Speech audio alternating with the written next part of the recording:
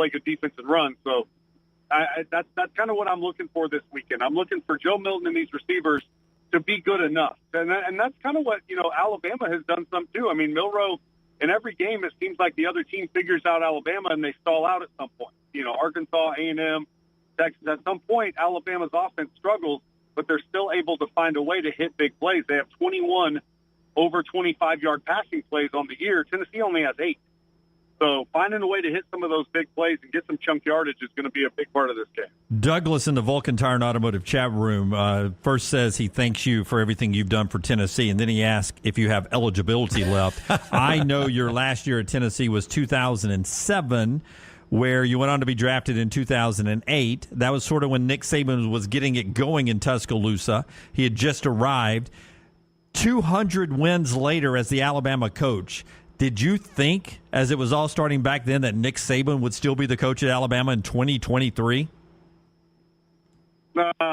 Absolutely not, because he's the greatest college football coach ever, and you figured maybe he'd give the NFL another try or something like that. But, I mean, listen, guys, Alabama, is this the best Alabama team he's ever had? No. Best offense? No. Best defense? No. Is Alabama still undefeated in league play with one tough loss to a really good football team with all their hopes and dreams still in front of them? Yeah, I mean, all they got to do is win out, beat Tennessee, beat LSU, find a way to win an SEC championship game, and they're still a playoff contender. I know they're ranked 11th, but all the Bama fans and players that it's national championship or bust, well, that's still right in front of them. So you're going to get – Tennessee is going to – and it's a home game. Tennessee is going to get the very best that Alabama has to offer, and vice versa. I expect this game to – I expect this to live up to the billing. It's not going to be 52-49 like you guys said, but I do think it's a one-score win for either. Whoever wins, I don't think it's by more than a touchdown. The Alabama fans in the chat room are like, man, I was prepared to come get some hate on Eric Ainge, but he has been so complimentary of Alabama, I cannot do it today. So there you go, Eric. It's your most popular visit with us ever. Well, how about this? Bama sucks. Bring it in the text box. Eric, thank you very much for the time. Always great talking with you. All right, boys. See ya. All right, take care. Eric Ainge with us at EricAinge3 on Twitter is where you find him. He was on the JohnstonRVCenter.com hotline. And also brought to you in part by our friends at Hydra Live. Listen, all their great locations here and in Tuscaloosa.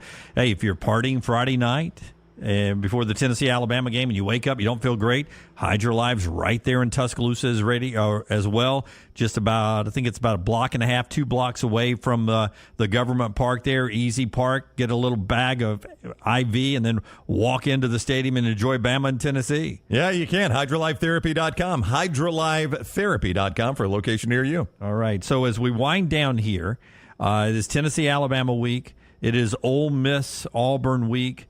And then the biggest game in the country is Penn State, Ohio State. Another fun weekend coming up in college football. And it's a slate that doesn't offer, other than those 3 big games, doesn't offer a lot of potential upsets. Michigan at Michigan State.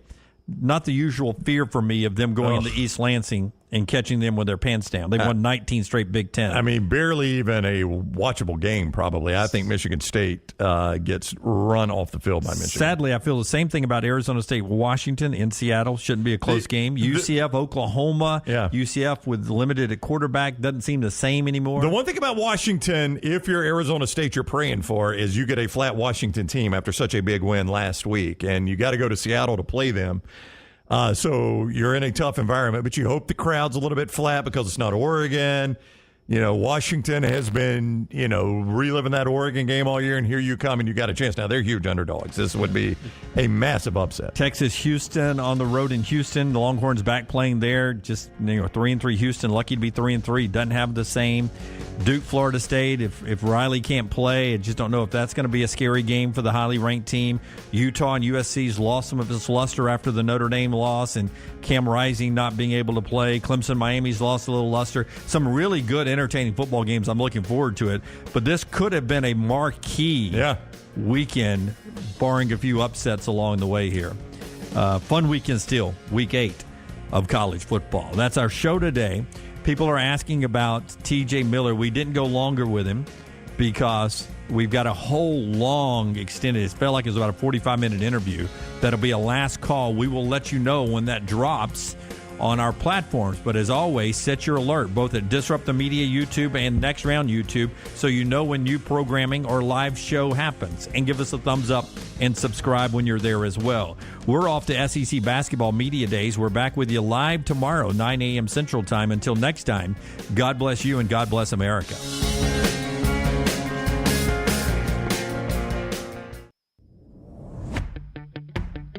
Jim Dunaway, Lance Taylor, Ryan Brown, and Rockstar. Live from the Birmingham Racecourse Casino Studios, the Next Round, presented by Bud Light, is on now. All right, it's a Thursday with all the fun of another football weekend going with the NFL tonight. We get a little Jaguars and Saints. Lance, just going to try to guess here. Are you playing a side or a total? You're playing a total tonight. Is that what Are you playing a total tonight? Spidey sense I am playing a side tonight in the side NFL. tonight at lanceslock.com. What's Trevor Lawrence's status here? He is a game-time decision. Game-time decision. He That's has never probably, missed a start in his NFL career. Say what you want about Trevor. I think he's getting better and better. Probably Jaguars have found their groove. a significant factor in which side you go with there. Well, right? C.J. Beathard would get the start. He's 2-10 as a starting quarterback in the NFL. You think that's bad? For San Francisco, by the way. Yeah. I'll go ahead and let everyone in since in Lunsford. Let's see how fast Lunsford can place a bet this morning at mybookie.ag. You see it right here. Use the promo code Next Round. Get all the great sign-up bonuses. 110%, Jim. That's free money. Are you ready? Over, under. Long trend of Saint games this year. They haven't gone over. So this morning at mybookie.ag on my account, right, I went and bet the over in a post-Comedy Club days, forgetting that Trevor Lawrence was even banged up. So I went and bet the over, just reading that the Saints have been all under all year long. That answers your Trevor Lawrence question right there. So I went and bet over, forgetting that Trevor Lawrence was even hurt. So if you guys just want to go opposite landmine. And underplaced. All right. I would play the under. A good chance it's C.J. Beathard against a wounded Carr tonight. That Saints team's hard to watch, too. They've lost 3 of 4. They're still only a game back but in that just bad awful on offense. NFC South. Yeah. You know, it's weird, though. You go back 2 weeks ago, they played their most complete game, 34-0 on the road in Foxborough. And then last week, Houston was just a better team. So Saints have been hard to figure out. 7:15 on Prime tonight. Our Bud Light game night rolls to the Tin Roof tonight down in Lakeview. And we look forward to that. Tin Roof in Lakeview. We'll be down there 5 to 7. Everyone but Brownie tonight. The EG will be there and the whole crew. 5 to 7, the video show is 6 to 7 as usual. We'll have the QR code to come scan and get your chance to win Alabama and Auburn tickets coming up at the end of the year. A couple of college football games tonight. James Madison cruising along. 3.5-point favorites on the road at Marshall. 6 o'clock on ESPN. Really entertaining football game there. I think. It's a really good game. These college games this week, sans Jacksonville State, ended up being a really good game. Sam Houston State just can't win a game. And they go to double overtime last night. They lose that. We had Sam Houston State minus the 5.5, so we still had an opportunity once we rolled in overtime. It's been a tough year for them. Yeah, a tough year. Yeah, they were the favorites at minus 5 and had not won a game. That was a surprising line last night. They still haven't won a game. James Madison and Marshall will be fun tonight. Tulsa and Rice are playing tonight in Tulsa. And I was reading this morning.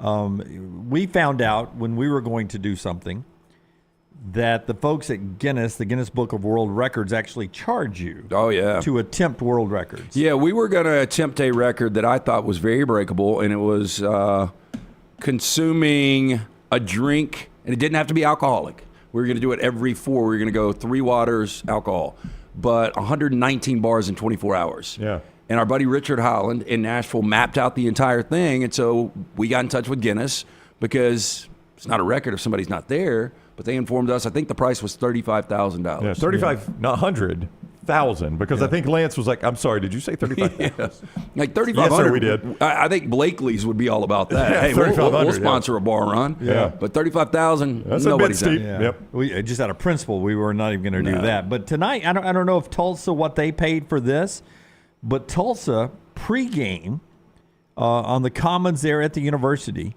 will try to break the Guinness World Record for the largest beer tasting of all time. For it to be qualified as a beer tasting, a participant has to sampled 3 different beers. Our friends at Anheuser-Busch Bud Light is co-sponsoring this attempt for the world record there in Tulsa.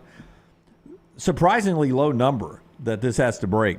Barcelona 2022, 1,243 people is the world record for the largest beer tasting. Wow. It seems to be easy to break, and apparently they've never gone to like a SEC football game pregame tailgate where there's beer tasting going on everywhere. Yeah, I mean, if you go spring break back in the 90s in Panama City out front of La Villa and Spinnaker, yes, it's 300,000 people out there. So you've got to have 3 different beers minimum lined up, and each participant has to sample each one of those beers. For Milwaukee's it to be a beer Best, taste. Natural Light, and Busch. They were all out there back in the 90s. Yeah. Budweiser, Bud Light sponsoring it tonight at Tulsa, one of our great sponsors. They're doing it with the folks at Tulsa. The school president says we're excited to be all in on this world record tonight, and you get a discounted ticket for being part of the beer tasting. I don't know. I don't know if it qualifies as a beer tasting. Probably not. But I saw a video when Oktoberfest launched over in Germany. Like, they take that really seriously in Germany, obviously, Oktoberfest. Yes, it's their Independence Day. And it was maybe so. I don't know. They didn't trademark it, though. Have you seen that? There's an event. I saw the video of it. There's a big spinning wheel on the ground, like huge, like almost almost a cakewalk, right? Yeah, a big spinning wheel, and all these women, of course, they have dresses on. It's an Oktoberfest. You all get on it, and it spins to the point where last one sitting to be able to hold their place wins. But like you see women's skirts, and they're just laughing and just sliding off it. There's this huge wheel on the ground. Well, this was that's like an Oktoberfest thing. Well, I wouldn't make it a full 360. One of those massive outdoor tents. I mean, massive, right? And it had nothing but like those wooden picnic tables in it, just lined up. And there are people waiting at the entrances, and I guess they sound an alarm or whatever when the time is right. And people storm in, and they dive on top of the tables to save a table for their crew. Yeah. And the tables are going just like that. I'm like, holy crap. But I guess that's not a beer tasting. That's just hammering beer. Every Oktoberfest, Brown, they show that. The sideline reporter shows that same. Here's the race at the Grove. Oh, we do that every time. Yeah. State no miss. That was PT's Sunday morning back in the day. When you were trying to get a Rams table? You had to get there early. Stake your claim. Yep. All right. Get into a couple of things that happened yesterday, including our night at the Stardome and SEC basketball media days that were in town yesterday. And then we'll get into college football with Roma and Harper in the next segment. Show being brought to you in part by our friends at Wayne's. For the past 50 years, Wayne's Pest Control has been serving our communities by doing what they do best and what they love. That's providing world-class pest control and termite protection to those they care about the most. And they want to say thank you. And the way they're saying thank you is giving you $50 off pest control or termite protection. If you're already a customer, you can do this. If you're a new customer, you can sign up with Wayne's and get this as well. Just go to callwaynes.com, callwaynes.com to enjoy $50 off pest and termite protection. From our friends at Wayne's, happy anniversary, Wayne's. What a great 50 years it has been. Let's go basketball first, and then we'll do our social stuff. Rockstar, give me cut number 9. We'll talk about Brown had some conversations with Alabama and Auburn players that you can get on our platforms as well. But Nate Oates getting unfairly criticized, I believe, about this comment here. I want you to listen to it. He gets asked about Aaron Estrada, who is coming over, and he's going to be playing point guard, one of the guards. Doesn't really have a point in his system, but one of the guards. And remember, Javon Quinterly was a late departure from Alabama at Memphis now.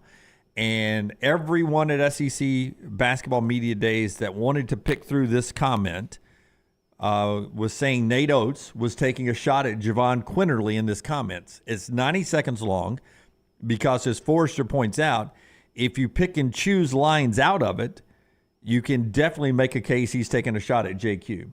But if you listen to all 90 boring seconds, it's basically just a bunch of coach speak. But Nate Oates, who I get the feeling a lot of people in the media try to pick over what he says to put him in a bad place after what went on last year. It seems like he's not a media darling. Here's Nate Oates yesterday, and I really think people made too much out of this. You just mentioned Aaron Estrada, who you have with you today. How is he assimilated into the program, both on the court, within the system, and within the team's culture? He's assimilated great. He's an unbelievable kid, like great leader, plays hard, one of the hardest working guys I've ever been around. And then his his skill level is really high. I mean, we chart everything in practice. His at the rim finishing percentage is as high as any guard I've ever had. I mean, he can finish, got the whole finishing package. You know, he shoots it well from three. You know, and he can be a great defender. So he's not missing much. And really, to be honest with you, I think one of the best things he does for our team is he brings it every day. Like, he's not up, down, up. He's every single day you know what you're getting from Aaron. And he's a hard-playing guy. You know, and he's going to have some days where he shoots it a lot better than others. Last week he went 10 of 15 from three one day.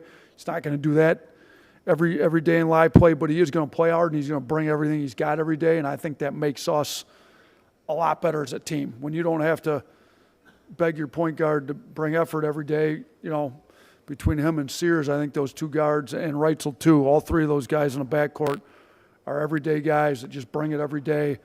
That sets the tone for your team, and I think it allows you to have tough, gritty, defensive-minded, blue-collar type of guys and a type of team like we want to have.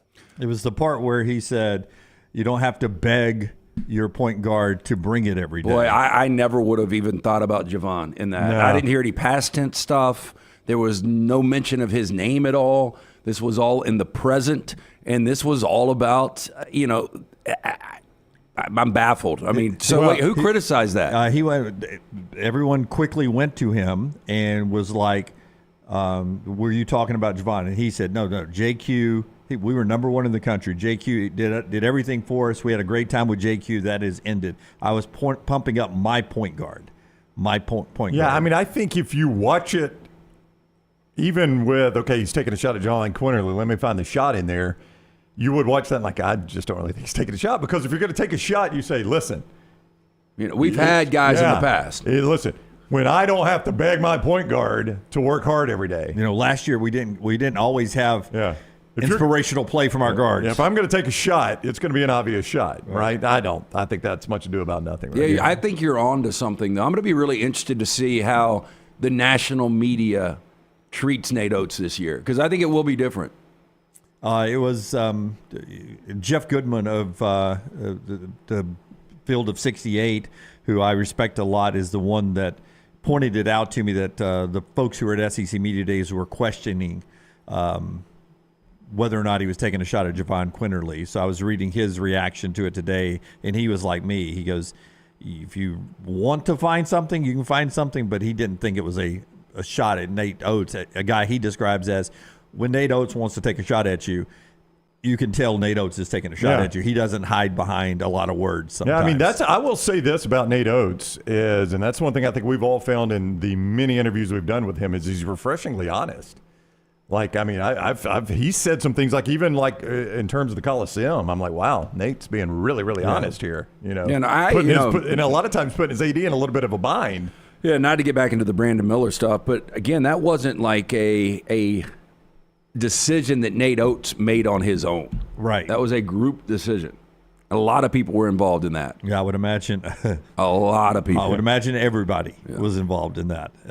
All right, so that's a little of the basketball from yesterday, where the projected order of finish by the media is Tennessee, A&M, Arkansas, Kentucky, Alabama 5, Auburn 6. Brownie, you had a chance to talk not only to Nate Oates, but Janai Broom and some other folks when you were down there. Yeah, talked to Oates, talked to Bruce Pearl, talked to Janai Broom.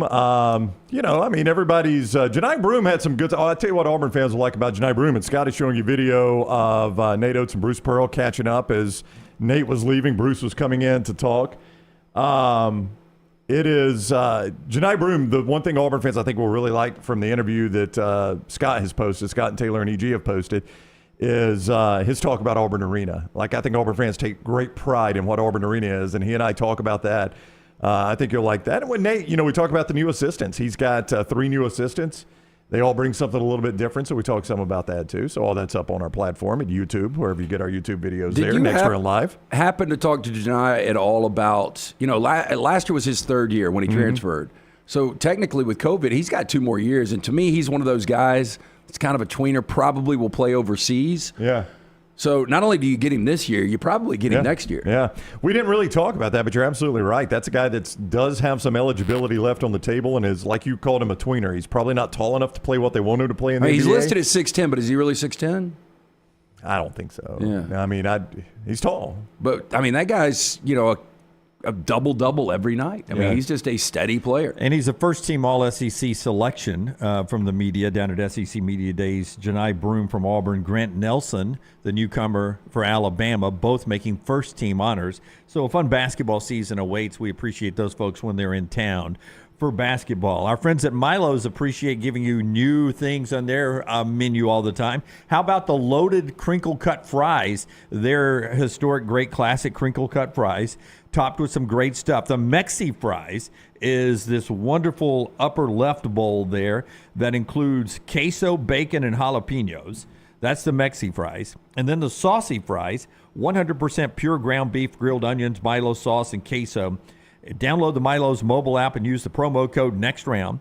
Download the Milo's mobile app and use the promo code NEXTROUND, and you get a new loaded fry for free with our friends at Milo's. Last night, we had a wonderful time at the Stardome Comedy Club with TJ Miller. If you have not seen it yet, Last Call extended interview that LT did with TJ in our green room yesterday is up for your consumption there. Yeah, I've got some really good feedback. Forrester was in there. He actually great job on doing all the editing. I haven't seen it yet personally, but boy, he threw that thing out quickly. Him and Little T were back there with us. We had a great time. It's about a 45 to 50-minute interview, and I personally believe sitting there, again, I haven't seen it, it felt like the best Last Call we've done. And I'm not saying that's a high bar at all. I've gotten that feedback. I think Scott feels that way. Scott's showing you some of it, so I trust him because Scott's been in all of them. And a lot of the people in the chat room who have watched it already say it's their favorite one so far. It was just, and the thing is, like, that guy gets moving, and Dunaway saw him up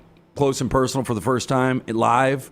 There is no script with him. No. I told Rockstar that if every person in the audience showed up in just the same exact identical black sweatsuit or jogger suit, I don't know what he would do, but I'm sure he's smart enough to figure something out because, he picks at jewelry and clothing and little things like that. It's just it's a nerve-wracking thing. I don't know which way you guys go. I'm guessing the alternate of, would you rather, if you got to talk to 200 people today, Dunaway, you want to prepare for it or not? Just wing it or prepare some stuff? I usually wing it.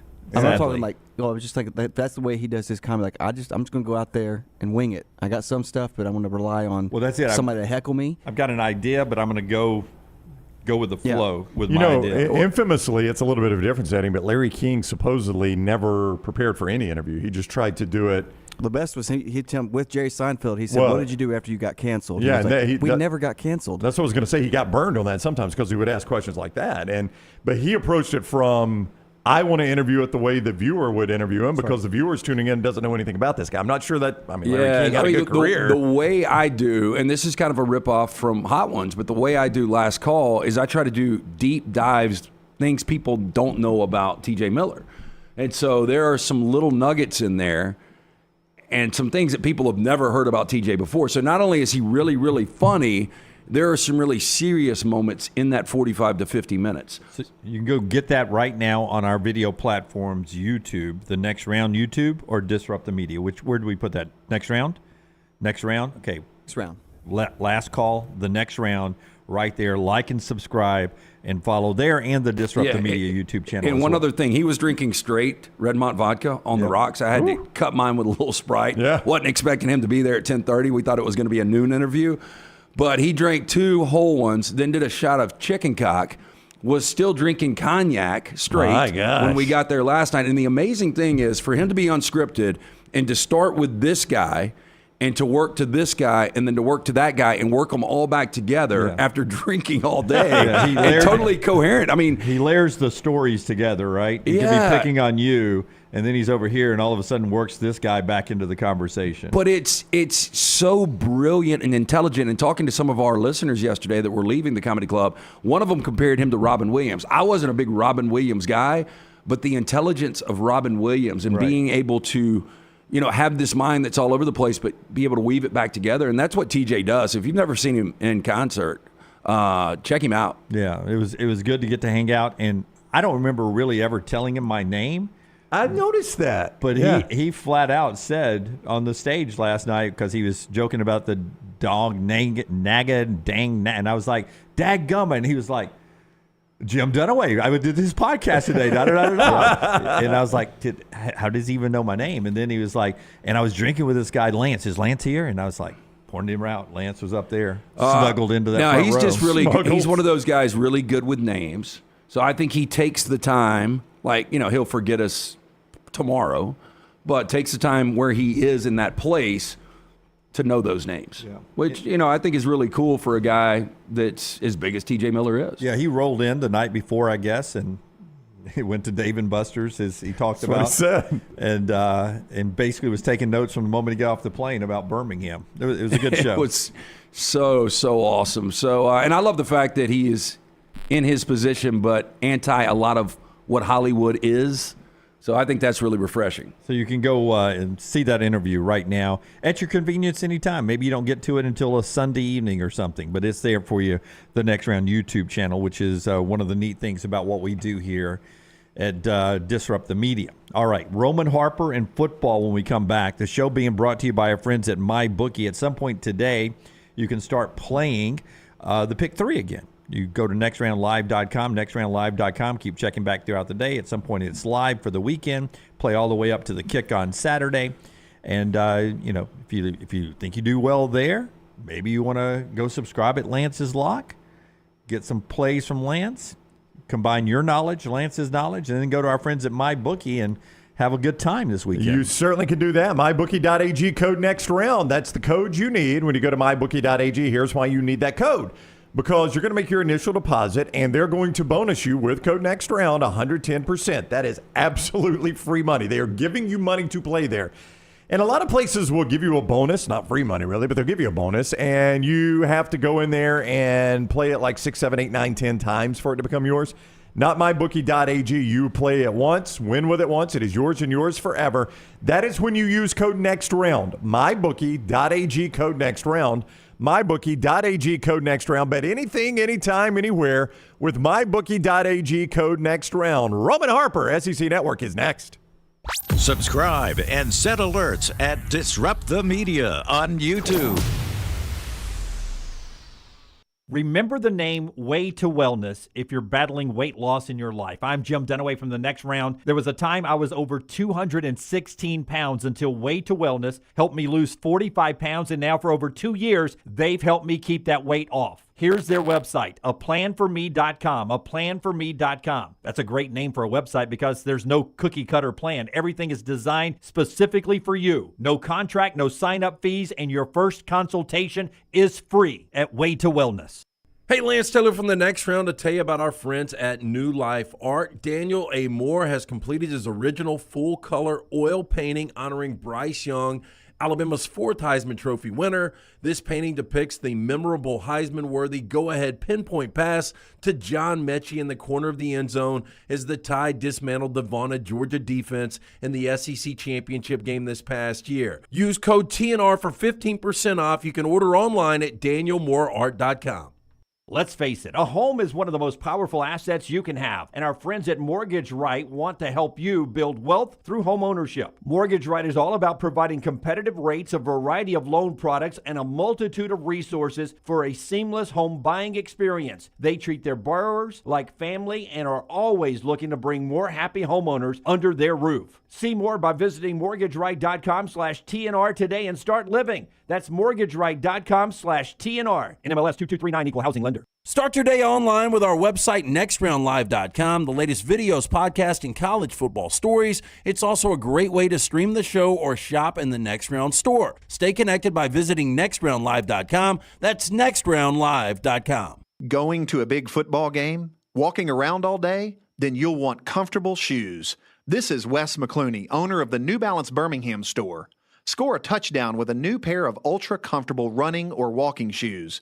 Come to the New Balance Birmingham store. I'm telling you, we'll make sure you have a perfect fit and we'll treat you like the starting QB. Our job is to make sure your feet are happy. Visit the New Balance Birmingham store on Highway 280 next to Chick-fil-A. Your feet will thank you. Hey, there's nothing worse than waking up to a plumbing problem. Don't get caught in a flooded house. Call the guys at Hemp Hill Services. Adam, Chad, and the team at Hemp Hill are the only ones I trust to fix it and fix it right the first time. Hemp Hill Services does it right and always at a fair price. For all of your plumbing, cooling, and heating needs, trust the name that Birmingham has trusted since 1954.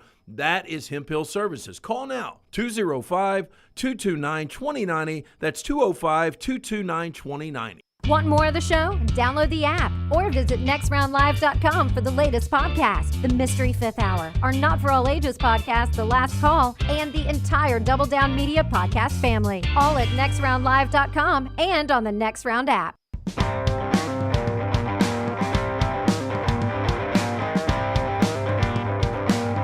Hey, our friends at Maestro Dobel Diamante Tequila want to remind you that if you're getting ready for another tailgate, go ask for it by name where you're picking up your refreshments. Maestro Dobel Diamante, a wonderful 100% pure agave tequila that is aged in a European oak barrel from Eastern Europe. It comes out crystal clear, crisp. It is perfect. Just pour over ice and throw a twist of lime in there. It's that good. Just drink it on ice. It is Maestro Dobel Diamante. You know, I was driving home from trivia last night, and I was just thinking about the show today and that Roman is going to be on, Roman Harper, SEC Network.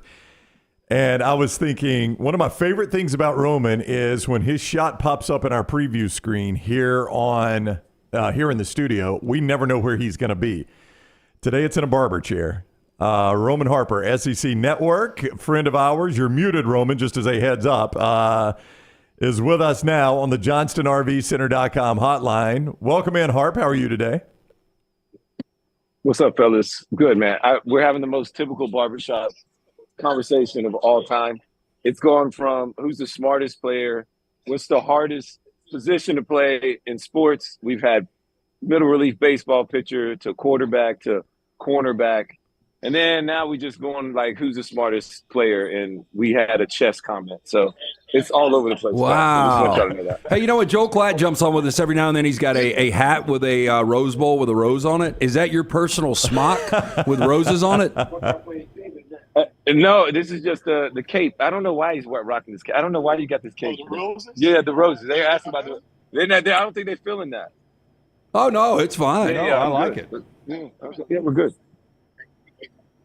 No, do not want that one on. Okay, we're good.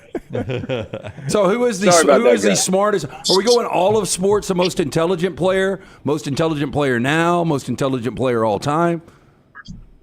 I think the most intelligent position. Like, I got you. Who's it got to be? Yeah, and then we also had a golf reference because golf is such a technical sport and it's really hard to do. For those that don't golf, they don't know how hard it is. What is he spraying on you right now? Little alcohol, you know what I mean? After I get the lineup and stuff, you got to put a little alcohol. Make sure you keep the the germs down. No germs. Okay. It's quite the process. Yeah. You look clean and tight. It's like Superman. You take that cape off, you got the crimson A there. Yeah. Hey, I'm glad. You know what I mean? I'm TV ready. I'm glad you're getting up out of the barber chair because LeBron's people were calling us. We were about to have to pay trademark fees for LeBron. You're good. Hey, I heard you early this morning, Harp. I love he's got like 1,000 people he's got to say bye to. The handshake line. I heard you this morning early with Danny and Dusty. I was taking the dogs to the park, and you were talking about Alabama didn't know who they were in week 2. But Alabama has become a really good team. Look, they struggled. They let Arkansas back in the game. But rolling into this Tennessee game, do you feel like Alabama, if they continue to progress, and especially with the offensive line as a team, they can make a college football playoff run? Yes. They just got to win all the games that they're on their schedule. If you can continue to do that, you win the SEC championship, you're probably going to be in. Because the biggest thing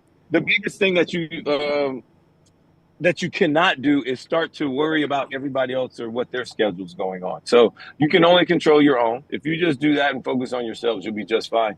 And like I did say, and number one, I appreciate you guys for listening, is that Alabama has figured out, I think they are figuring out actively who they are and what's going to win games for this team. Every year, your team takes on a different personality. And this team's not going to be a team that's scoring 45, 50 points versus everybody. No, It's going to be more defensive minded. They're going to have to play tough, stingy defense, create turnovers, and be able to be explosive at times offensively. And that's what this team has continued to be. I think they will continue to be that. I know they got a really tough game versus Tennessee. You know, it's rivalry game and all that other stuff, but Alabama's a better team, and they got to go out there and show that, and they have home field advantage. I think it's a big opportunity for Alabama in a sense of a statement win this weekend. You know, I really love talking to you because when you watch tape, you see it differently than we do. So the question always goes back to Alabama's sack numbers, and when you watch that, is it really all the offensive line, or is there other factors that why those numbers continue to be so high for Alabama? Of course it is. Jalen Milroe holds on to the ball. And then, you know, at times I'm not in love with some of the play calls and some of the scheme of, like, protection calls. So a lot of times the protections are now, it's this new thing, this slide protection, or they're pulling a guard to whatever they call that protection. I don't know the exact term of it, but it's not always conducive with some of the things and some of the defenses that you're getting. And so those are why some of the sack numbers are what they are. But I think you take some of that because of what you get out of it, which is the end result, which is usually, you know, a big play by Jalen Milroe throwing the football down the field. And so that's one of the things that he does extremely well. And so you accept the good with the bad. And yes, he does hold on the ball too much at times. But when he's doing that, you know, you also encouraging him to try and take off and run it sometimes. But this is just who this team is. This is still a young quarterback that hasn't played a ton of games. And so you're going to get some of these things, especially with a young offensive lineman, too, on the left-hand side of guys that really have not played at the left tackle position. So these are where these things that continue to occur. The only thing that I think is crazy is that we focus on that and we don't focus on the amount of times that Jalen Milroe is getting hit and still delivering great passes down the field. Like, focus on those part of it, too. So it's the good and the bad, but this is who this team is. Roman Harper is with us, SEC Network. He joins us each week courtesy of MyBookie.ag. Code next round when you sign on at MyBookie.ag. And you get that 110% sign-on bonus. That is absolutely free money from MyBookie.ag. Harp and the gang will be in Tuscaloosa this weekend for the infamous third Saturday in October game, Alabama and Tennessee. I want to ask you about Caleb Downs in the Alabama secondary, playing your old position there, the safety position, doing it as a true freshman in what can be a complicated defense. And, I mean, he has absolutely delivered. What do you see when you look at Caleb Downs? I think he has the physical ability to be great. He has all the physical tools. He has the size as well. You know, I didn't have that type of size coming out of high school where I'm 200 pounds or 190-something pounds. So, number one, he has the size. Number two, he has the intelligence and the instincts to sit up there and be able to play, make all the right reads, and his eyes. And so I give the coaching a lot of credit, but they also, from what I've talked to the coaches this offseason, they said, no, he showed up kind of ready to go. And so you got to credit when the young man is, he learned all the tools of the trade early on in his life, and he's just kind of continued to progress. I still would like to see him do a couple little things better, and that's just understanding space, understanding where your eyes need to be. And that's just really just seeing the whole picture. That comes with more games, more reps. You know, when one thing happens, you know, like I could just spit off so many things in my mind, you know, y shallow equals x dig. You know, if there's something in front of you, there's always something behind you. They run this over route, there's usually something deep. It's like all these little things that offenses, and you only learn that when you see enough ball to where now I'm not worried about my own technique or like what I need to do in this play. I already know that. I've already mastered that part of my game. Now I can tell you what the offense is doing and how I could be able to make plays off of what they're doing. And so that's the next evolution of the game for Caleb Downs, and that will come in due time. He still has more years on the capstone, but right now, so far, he's been a really, really great player, and it shouldn't shock anybody. He was the top defense player in his class. Hey, Harp, going back to media days, I remember saying the team that could be 3-9 or 9-3, I have no idea about, is the Florida Gators. They are the ultimate mystery team, and now they're sitting at 5-2. If I asked you to grade Florida and describe Florida, what kind of grade would you give them, and what would you tell me about the Florida Gators right now? Number one, my mystery team was South Carolina because I thought they could win 8 games or lose 8 games. But we're on the same page. With Florida, I would give them a B, just a solid B. And there's nothing wrong with that. I mean, I loved getting Bs in high school or college, so I was cool with that grade. But to describe them, I think they are risk-adverse offense. So they don't take a lot of risks. They need to run the football to be great. And defensively, if they can continue to just keep teams under, keep the game close. They're not a team that is great from playing from behind. So if they're up early or within striking distance, they can beat you. And but they are a risk-averse offense with a talented defensive front that can be salty at times, really salty versus the run, and then opportunistic on the other half of it. So I would give them a solid B. They are better than what I anticipated, but it's also like the teams they beat, I don't know how great those teams are either. What do you expect from Auburn this week at Jordan-Hare with Ole Miss coming to town off a bye week? Obviously, there's some roster holes that Hugh Freeze has to recruit his way out of, but down at that place, what do you expect Ole Miss to bring to Jordan-Hare Stadium this week? Well, the first thing I expect out of Auburn is to take a L, and it's okay. Take the L, because I really like what Hugh Freeze and this staff has been able to do. They're better on defense than I thought they would be. Offensively, they're capable, but, you got to be able to throw the ball if you want to win games in the SEC or in college football right now. Even in high school, you got to be able to throw the ball sometimes. And Peyton Thorne, that experiment, I don't know where they're looking at it. Are they going to start Robbie Anderson? I don't know. And because if I don't know, that means they don't know. And if they don't know, I'm not going to sit up here and pretend to tell you guys that I should know. And so I expect them to take the L. And for me, this is a pressure game for Ole Miss, because Ole Miss is expected to win this game. You're better than Auburn. I don't care where the location of the game is at. You always hear the mantra, we'll play them in the backyard, we'll play them in the parking lot. Well, this is the game, okay? It doesn't matter where it's at. You're better than them. This has to be a win for Ole Miss. Not only a win, but a convincing win. That, hey, we're coming off a bye week. We are rested, and that we're still got games to play, and these things matter more to us than it does Auburn, because we still have a chance to compete for SEC West championship, and that this game should mean more. We have more to play for. We should go out there and win convincingly, because we're the better team. We have more to play for, and it doesn't matter about any of the other things. So offense, defense, special teams, I need to see a really good performance by Ole Miss, because at this point, last year, they started to rock, and then they cratered and lost like the last 5 or 6 games. Roman Harper with us on the JohnstonRVCenter.com hotline. He joins us each week courtesy of MyBookie, MyBookie.ag. Code next round to get that 110% sign-on bonus, free money. Bet anything, anytime, anywhere with MyBookie.ag. Don't forget code next round for that sign-on bonus. I was talking to somebody that was talking about Auburn yesterday, and they know what they're talking about. And I don't know that I'm even going to be able to verbalize this question properly, so I hope it makes sense. But he said, I'm not a smart guy. You know that. He said, watching Auburn, that he feels like Hugh Freeze is trapped in the middle a little bit. Hugh wants to run pace, but he knows he can't do it because he doesn't have personnel, and he's going to put his defense in a terrible bind. So he's trying to run the elements of his pace offense without pace. Does that make sense what I'm asking you? Yeah, but, so I don't get that part of it as much, just because when I'm watching film, I'm not watching it game by game, like during the game. So I'm not picking up on the pace of it as much. And the defense is always set. So I don't sense pace being an issue. Okay. Now, Hugh Freeze is probably just can't do what he wants to do holistically on the offense. And that, for me, I feel like that's just a built-in excuse.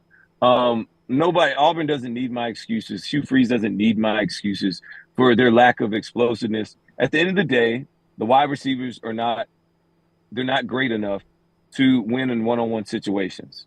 And the quarterback, for whatever reasons, not letting it go, or he's not throwing it, and he's missing guys, and he feels pressure when sometimes pressure is not even there. And so that's the problem. That's Auburn's whole problem right there. And I thought last week, I'm glad they listened to me. I said that they should get Rivaldo Fairweather more one-on-one situations, and that he's the one guy, the tight end, that could win in those situations. So they start splitting him out of the X and trying to do one-on-one ball throws with him. But that still wasn't all the way as clean as I'd like it to be. But at least they're listening to me. So they got to continue to build on those little things. And they got to continue to try and force turnovers on defense to be able to set their offense up on short fields like they did versus Georgia. And if they do that, then they'll be able to compete and maybe win some games. But right now, Auburn's a year or two away, and you just got to accept that. Like, The SEC is so hard. I want everybody to understand. It's just so hard. Arkansas and KJ Jefferson. KJ Jefferson is playing his mind and playing out of his mind, and they still haven't won an SEC game. And they're going to have a tough time trying to win one this weekend versus a Mississippi State team that still hasn't won an SEC game either. So it's a lot of different teams out here that want to be good, and the fan bases want them to be great. Well, guess what? It ain't your time. So you got to get to the back of the line and earn your stripes. And this is a tough league, and it's not going to be easy, especially when you bring in a new coach with an underdeveloped roster, and the transfer portal has not affected you enough yet. With that said about the SEC being so difficult, am I crazy to think LSU's about to go on a roll? Everybody's talking about how horrendous this defense is, and the only thing I would point out is when you've got a special player like Jaden Daniels, if he can stay healthy, I'm not going to compare this team to 2010 Auburn, but if you look at that defense, 9 games they gave up 24+. But Cam Newton was good enough to win those football games, and Jaden Daniels is a special player. I've just got a feeling they're about to go on a roll. No, I don't think you're wrong at all about that. I actually agree with you in a big way. I think the scariest games out there for Alabama are at Kentucky and LSU because, like you said, look, LSU's 40 points off the bus. So if you ain't putting up 40, you ain't winning. So you just got to understand that right now. And if you can guarantee me 40 points every game, because it doesn't matter what you do defensively versus LSU. Jaden Daniels is making you wrong. All right, you cover guys, he scrambles. And he's not scrambling for 5-6 yards. It's like 25, 45 yards. These are heartbreaking plays that he's making because you play man-to-man coverage. The defensive secondaries, everybody's back turned, and that means the 4D linemen got to stay in their rush lanes. And the moment they're out, he's out. And then next you know, he's figuring it out on offense. He's throwing the ball, completing passes at a high rate, and he has great wide receivers on the outside. This LSU offense is a problem. And then you also got Logan, who's actually been their running back now. So they figured all levels of their whole thing out right now. And LSU's a scary, scary team to play because of what they do offensively. And Ole Miss beat them because they put up 50-something. Like, that's what you got to do to beat LSU right now. It's going to be highly interesting to see. And if I'm playing LSU, this is my first – when I come in that defensive meeting on Monday, this is my first thing. Okay, look, I do not care about sacking Jaden Daniels. Don't even think about it. I want you to squash Russ. Just keep him inside the pocket. Do not get behind the quarterback. Stay in our rush lanes, and do not try and sack him. Just make him throw the ball. And that's the only way you're going to try and win. And I'm not saying he's not going to beat us that way, but he ain't going to beat us running it. I know that much. Just make him stay in the pocket every single time and make him feel like you're trying to rush him, but you're not. You just want to keep him in the pocket and make him throw it and complete every pass from inside the pocket. SEC Nation in Tuscaloosa, I think Roman is probably the social director. Every time they go on the road, I know he'll be the social director in Tuscaloosa for that crew. It's a lot of pressure. I totally will, man. Hey, man. Hey, thank you thank you to my bookie as well. Get your $110, the free money out there. Free code next round. I appreciate it. We need your own code. We need Sergeant Spoon. Code Sergeant Spoon. Hey, they don't even know nothing about that. They don't even know nothing about that. Thank you, Harp. You look clean. Some things don't change, though, guys. You look clean, man. Good Thanks, haircut. Man. Appreciate it, fellas. All right, see you. Harp with us. I'm about to go get a workout. I'll holler at y'all later. Okay, Bye. buddy. Harp with us on the JohnstonRVCenter.com hotline. As he said, presented by MyBookie.ag. 110%. That's the sign-on bonus when you use code next round. Free money, 110%.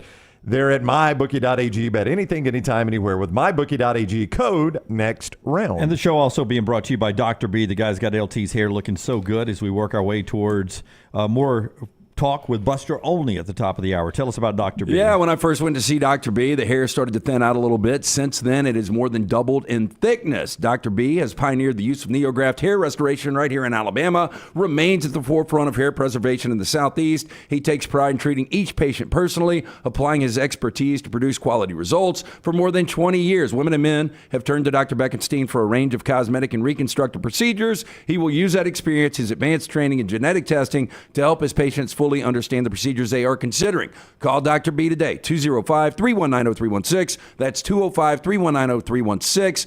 Hook up that consultation right now. For more information, t3hair.net. RTD4 in the Vulcan Tire and Automotive chat room. Louisiana Lance is back in the house on LSU.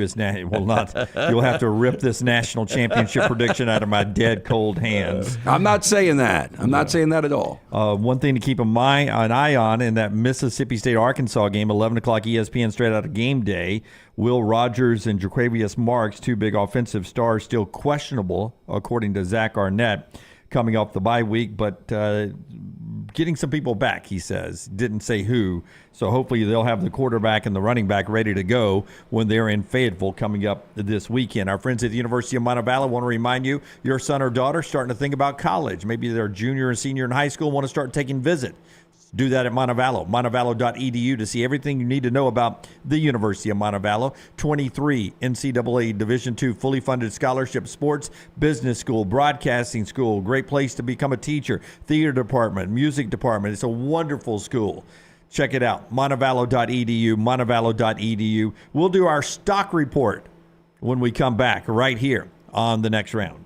Call The Next Round now at 205-734-0923. DryTech Water Restoration is a locally owned company that specializes in mold remediation, fire and water damage cleanup, and SteraMist services. DryTech's goal is to provide clients with expert guidance when dealing with any home disaster. DryTech's highly trained specialists are available 24 hours a day, 365 days a year. They will work closely with you and your insurance company to make sure the process is stress-free as possible. Call DryTech today, 205-637-0143. The moment you discover damage to your home, DryTech's team will handle the rest. The Next Round Golf Cart is here. Your chance to play 4 area golf courses for just $89. Get 18 holes in Cart at Limestone Springs, Cross Creek, The Meadows, and the newly renovated Woodward Golf Club. A $247 value for just $89. Get your golf cart now at nextround.store. Hey, Lance Taylor from The Next Round. You've heard me for years talk about our friends at Bromberg's Jewelers, and we welcome you to stop by and see that great customer service at the Mountain Brook and Summit locations, but we'd also love for you to check out their new online shop. They've got plenty to choose from. Great gifts, big and small. Available online, they've got David Yurman, Tudor watches, select diamond and gemstone jewelry, William Henry, seasonal and favorite giftware items and baby gifts as well. They've even got an online sale section. For more information, brombergs.com. Football season is here, and Legacy Credit Card is just what you need to manage your spending safely and wisely. Credit cards offer better consumer protection against fraud when compared to a debit card, which is linked directly to your bank account. Legacy offers rates as low as 8.9% APR on credit cards compared to major card providers who advertise rates as high as 29% APR. Look no further than Legacy. Open a credit card online in minutes at legacycreditunion.com/join. APR's annual percentage rate, rates, and offers subject to change. See website for details. Federally insured by NCUA. The wait is over. Tonali has arrived. Beautifully distinctive Italian styling and performance. Come test drive the all-new 2024 Alfa Romeo Tonali plug-in hybrid at Alfa Romeo of Birmingham. The all-new Tonali offers best-in-class horsepower and torque, fastest 0 to 60 times in its class, plus best-in-class range with full electric charge. And best of all, qualified Tonali leasees are eligible for up to $7,500 EV tax credit factored into your lease. Hurry down to Alfa Romeo of Birmingham and experience the all-new Tonali. Hey, Lance Taylor from The Next Round to tell you about our friends at Gutter Cap. Gutter Cap's that patented aluminum cover system that fits over most existing gutters to keep out debris and eliminate that gutter cleaning. It's backed with a lifetime warranty, almost 20-year service record right here in Birmingham. Stay off that dangerous ladder forever. 45% off the retail price now if you call guttercapbirmingham.com. Call my good friend Chris Stewart now, 205-823-2212. Cap it, don't snap it. It's Gutter Cap.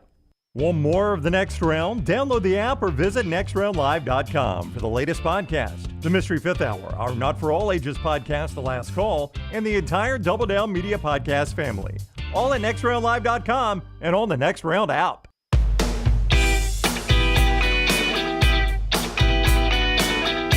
It was Brownie that was at Odie's last night with Rockstar. What was your question last night, Which Brownie? came first, Netflix or Dawson's Creek? So this is going to be interesting because Netflix, we remember, was sent to the mailbox. That's right. It wasn't streaming at the time. It was you could order DVDs. Dawson's Creek, I've never seen it, but I obviously know all about it, know the cast and everything. I would say that was probably 96, 97. I'm To me, Netflix goes back to about exactly the same time. I'm going to say Netflix just because it sounds like a trick question. Yeah, me too. And Brown does the trick questions. You do not. I'm going to go Netflix as well. Say Netflix tricky. 96. I will go Dawson's Creek 97. Bump by a year. Netflix 97. Dawson's Creek 98. That's the kind of stuff you learn at Odie's Trivia. Odie's Team Trivia every Wednesday night. We're going to be at Odie's a week from tonight for Bud Light Game Night. We're going to be at the new location in Homewood. I've been by there one time. It's awesome. Same great food from Rodney Davis. So the new location right there off of Broadway, if you're familiar with Homewood, take a left. It's right there on the corner on Oxmoor. The original location, Crestline Village. Stop in. Ice cold beer buckets. Live music on Friday and Saturday. Great weather. Set out on that patio. Go see Will Haver and that great staff, Odie's Tavern. I was Rockstar and I were at an event at our church last night, carnival for the kids. Rockstar had his kid there, Shades Mountain Baptist, and a guy stopped me and he was like, I went to lunch at Odie's today, and y'all's pictures on the wall. There you go, man. It's a good spot. New location right there in Homewood. All right, we're about to do the stock report. Speaking of Dawson's Creek, it's funny you brought that up. I used that in a reference last night to EG. We were waiting to go into the comedy club, and Emily Grace, or maybe it was at Taco Mama, waiting to order our food. She's like, "So Dunaway, you having a good day?" And I said, I grew up basically I love these. Just say yes. Walking the snowy hill to and from. Listen, EG is quickly going to learn not to ask this question. I told her, I said, listen, my whole post-college to getting married life was full of 90210 Melrose Place in Dawson's Creek. So no matter what mood I'm in my head, there's a musical soundtrack playing in the background and a lot of brooding stares off into the distance. I don't want to wait. Oh, hey. So he has discovered the groove on Channel 50. Which is taking me back to Between the Hills of Osalura. Yeah, so he pulls out his phone. He's got a playlist. And on the way to meet people for dinner last night, he's like, I only think of you on 2 occasions. Yeah. I only think of you. Sounds just like it. On 2 occasions. And that's day and night. But it got me going because it was last Thursday night, Bud Light Game Night. I was on my way down and I was listening to rap music on 47, and I bumped it up one because I didn't like the song, and I didn't like that one. I actually bumped it twice, and there's the groove that is playing. And you know what song was on? What's that? Gigolos Get Lonely Too, which is both a fact and a great song. And the name of someone's playlist. Oh, no, you did not name your playlist. Yeah. Of course you did. Because it's fact. Gigolos do get lonely. Well, I mean, you were playing golf solo the other day. Absolutely. It's lonely out there. Bromberg's. Actually, it's going to be the pants store that brings you our wonderful Spotlight Today stock report. Rockstar, hit the big button, man. College football spotlight. Stock up. Stock down. College football stock report. Pants Stores, your game day headquarters, Alabama, Auburn, game day polos, hats, and quarter zips. Choose from famous name brands like Gentile, Cutter and Buck, Antigua, Elephant Head, and Taylor and Mick. And ladies, that's your game day place as well. You can order online, pantstore.com, or you go in there, check out the skirts, the rompers, the clear bags, the booties, anything you want, anywhere in the country. Pantstore.com, or the 6 locations. Game day in Auburn and Tuscaloosa, Crestline, Hoover, Huntsville, and Leeds. Pantstore.com. Brownie, start us off with your stock report. My stock up is going to be Tennessee's pass defense. They, year over year, have gone from 127th in the nation against the pass, 289.5 per game last year, and 21 touchdowns is what they gave up through the air. Everybody that played them, except for Will Levis, had their career game. Every single quarterback just about had their best numbers of their career, including Bryce Young, against Tennessee's pass defense. This year, 28th in the nation, 197.8. They've cut almost 100 yards per game off what they've given up. They've only allowed 4 passing touchdowns this year. 4 passing touchdowns. You know why? They're rushing the passer better. Last year, they didn't get off the pass after the passer at all. This year, they're 6th in the nation in sacks with 24. It is a handful for Alabama's front to defend that pass rush and protect Jalen Milroe. My stock down is BYU's rushing attack. Do you guys know BYU's only averaging? Now, look, I know they used to be the air raid offense, right? The West Coast throw it all over but I always view Kalani Sitake's teams as having a physical edge. They don't run the ball anymore, guys. 67.5 rush yards per game against Big 12 opponents. The 3 games they've rushed for 970 and 91. What has happened to Brigham Young? It was just a couple of years ago where Scott knows Algier really well in the backfield now for the Falcons. I mean, that guy was the definition of a Kalani Sitake running back, and now the problem is you don't have productive quarterback play from Keaton Slovis. You know, if you had a Jaron Hall out there that's slinging it around, or some of those great BYU quarterbacks. My stock up, speaking of quarterbacks, who would have thought Graham Mertz would be in the situation he's in? You know, we're talking to Harper about this 5-2 Florida team, but Mertz is one of the reasons, because adverse risk. He talked about it. This guy is completing over 76% of his passes, which I would assume has got to be top 5 nationally in completion percentage. 14 total touchdowns, only 2 interceptions. You think if Hugh Freeze went back into the portal and he said, I think I'll go Graham Mertz. It was funny that Billy Napier said in the offseason, this is the guy he wanted. We were all like, no. Well, he didn't look like it against Utah in the opener. Oh, he didn't. He didn't. But, I mean, he's playing better. exactly the way they need him to play. He's not making wild plays, but he's playing really good football. Your completion percentage leaders, Bo Nix, J.J. McCarthy, Graham Mertz. 1, 2, and 3 right there. There you go. Central Florida. They're 0-3 in the Big 12. You know, you could understand the loss to Kansas State. Double digits in Manhattan. They lost by 13. Then they've got a 35-7 third-quarter lead at home, and they blow that to Baylor, and then they get completely destroyed against Kansas. Now they got to go to Norman and take on Oklahoma. Not a good start for Gus Malzahn in Central Florida. Do they have their quarterback back? Yeah, John Rice Plumlee will play this weekend. Okay, that makes it more competitive, because in that Kansas State game, it was a competitive game back and forth because they were closer to whole than they were, say, at the end of that Baylor game and against Kansas. Going to educate you. Travis Hunter, the Colorado star. We love him early on because he played both ways. Played both Played ways hard and was putting both up ways. numbers. Yep. Well, let me introduce you to Utah's, and I'm going to pronounce it for you here, Sione Vaki. Sione Vaki. Not his spelling. That's the way I have to write it to spell it. Sione Vaki. He's a safety, but because of their running back injuries, it played running back last week, 158 yards, 2 touchdowns, 4 tackles at safety, and he's going to continue to play 2 ways out. That's Travis Hunter-like numbers right there. Good job from Sione Vaki of Utah there, my stock up. So, Keith, your best tight end's out. Now their second-string tight end's out. You still haven't seen Cam Rising.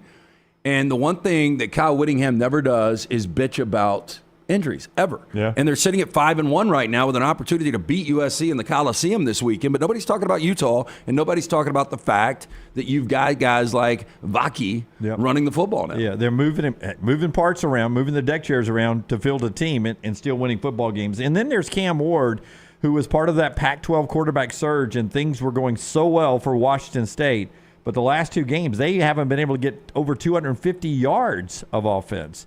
So now Washington State's hit the rocks. Their stock has gone down. Yeah, and they're a big underdog this weekend. I guess you guys asked the 4-down question yesterday. How did y'all answer that, by the way? We did our own. We had to do our own. I didn't see your text. You got 4 downs tomorrow. Afterwards. Okay, yeah, I've got it for tomorrow. So that question will be coming up. But it's interesting, 3 weeks ago, asked Joel Klatt if Alabama had Cam Ward, where would they be? And he said, national champions. Yeah.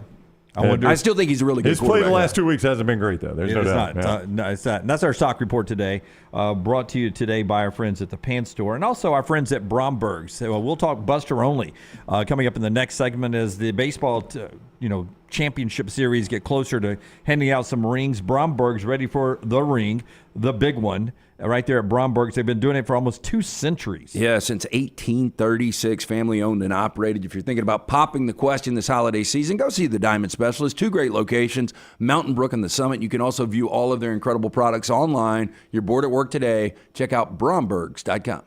You can't ignore the elephant in the room. Watch it at Roll Tide Pods on YouTube and wherever you get your podcasts. As summer starts to fade, get ready to welcome the arrival of fall. But hey, it's not just football season making an entrance. In the world of pest, it's fall invader season. Hold on tight because we've got 4 major troublemakers stepping into the spotlight. Box elder bugs, kudzu bugs, ladybugs, and stink bugs. These pests don't just knock, they barge in like they own the place. But fear not, dial up Wayne's Pest Control now, 865-588-6686, and let's show those fall invaders who's boss. Don't let pests crash your party. Take charge today.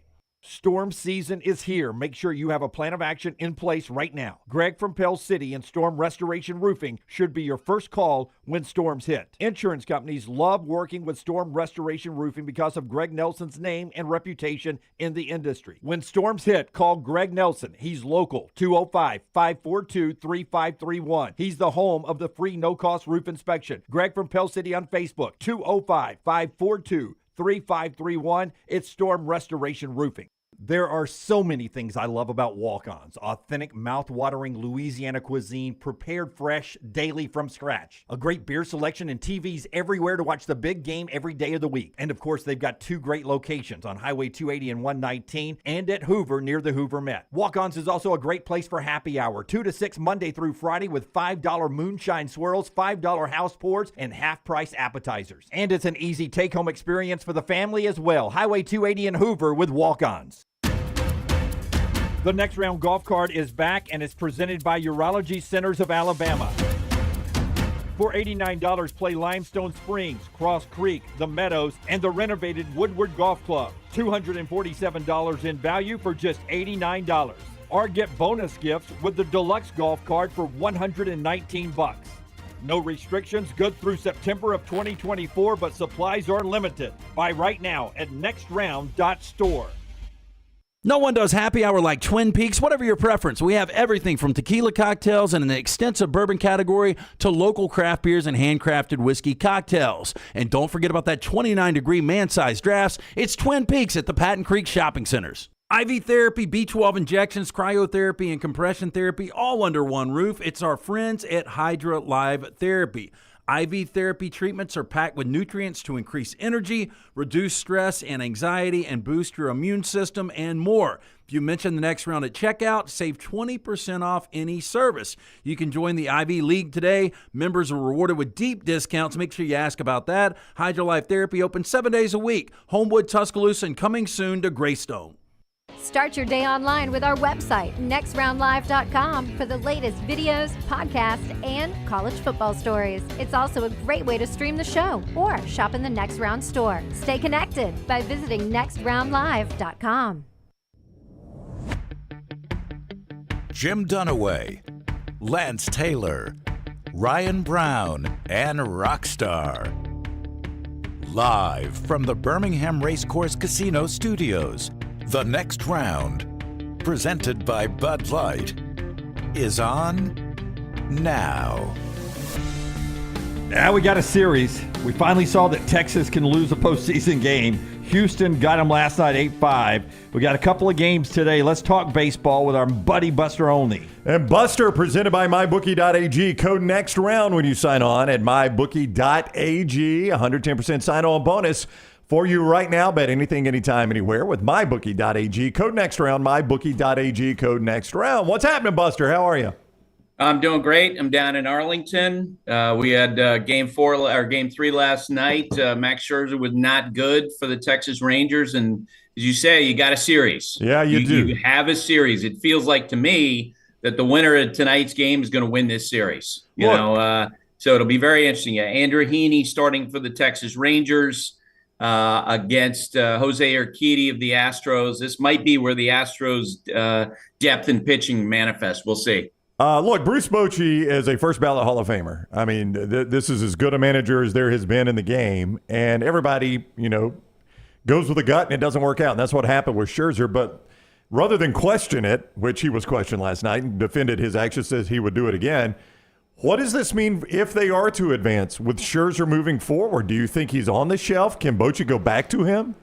Yes. It's really funny because on one hand, the results are ugly, right? The 5 runs allowed in 4 innings. He did not have a slider. But underneath that, if you look at the pure stuff that he brought to the table last night, he demonstrated he has pitching weapons. His first pitch out of the gate, 95 miles per hour. He landed his curveball, was great, more than 20 miles per hour. Slower than his fastball. So he's got some stuff that he can work with. And I asked Max after the game, hey, do you feel like that you can build on going forward? And he just looked at me and he's, got those 2 different color eyes. He goes, I know what I need to do. He has to make an adjustment, whether it's, his pitch selection or making an adjustment on that slider. But he has weapons. It's pretty clear that because the Rangers are thin in pitching, Max is going to get another opportunity. If the Rangers are going to go on and play in the World Series, he may start as many as 3 more games in this postseason. Yeah, count me as one of those bitter fans that still holds a grudge against the Astros from 2018, stealing that World Series from the Dodgers. But say what you want, and I'll use a football analogy here. They are like the Georgia Bulldogs. Like, you've got to wake them up to get them at their best. And for whatever reason, they are 7-1 in Arlington this year, and they're averaging 9 runs per game. How are they so good on the road and so good in these situations, these big moments? I think you absolutely nailed it. For a team that repeatedly has gone to the postseason, 7 straight appearances in the American League Championship Series, it's gotten to a point now where you have to get their attention. They have to have their backs against the wall to have full focus, and that's what we saw last night. You could feel it around that team that, as this has gone on and they go down 2-0 in their home ballpark and they go down to Texas, they're like, okay, now the fight's on. Now it's getting interesting. It'll be interesting to see if the Rangers can overcome that. They have a lot of experienced players, but nobody in baseball can match the collective experience of the Astros players. And they're so comfortable playing in the States. I mean, think about this, how crazy this number is. Jose Altuve is 5'6", and he's not far from being the most prolific home run hitter in postseason history. Wow. 25 home runs. The only guy in the history of baseball with more homers than 5'6" Jose Altuve is Manny Ramirez. That tells you how often these guys have been in the postseason. Well, that's crazy, man. Yeah, and he was 0 of 8 in the first 2 games, so him getting that home run early and starting to get some hits, getting on base was big for them. The Rangers, I don't think until last night, and I don't think they led last night, until last night hadn't trailed an inning in this postseason. You know that clubhouse well. You were just talking about playoff experience. How do you expect them to respond today? Are they the type of clubhouse that can get up off the mat after being punched? 100%. And in that respect, I think Andrew Heaney is a veteran pitcher. He's been around a long time. He's the guy. He's the right guy with the choices available to be on the mound for them tonight. My big question is, it's always so funny how in a postseason, the postseason where we judge so much on a small sample size, how you get these wide swings. 3 days ago, we were talking about the question of, can anybody get Corey Seager out? Now we're talking about Corey Seager being in a slump. Like 2 days later, he's been hyper aggressive. He hasn't looked good. The big question, I think, going into tonight's game, how will Bruce Bochy manage against Yordan Alvarez, who's as good a hitter right now as I've ever seen in the time I've covered the game? He's so locked in. He hits velocity, he hits off-speed stuff, he hits lefties, he hits righties, and we all are asking, will Bruce Bochy give him the Barry Bonds treatment and intentionally walk him and just say, look, we're not dealing with him because everything we throw up there, he's killing. I mean, my God, the only reason he didn't have a home run last night was that the Rangers center fielder, Leody Taveras, stole a home run from him, reaching over the fence.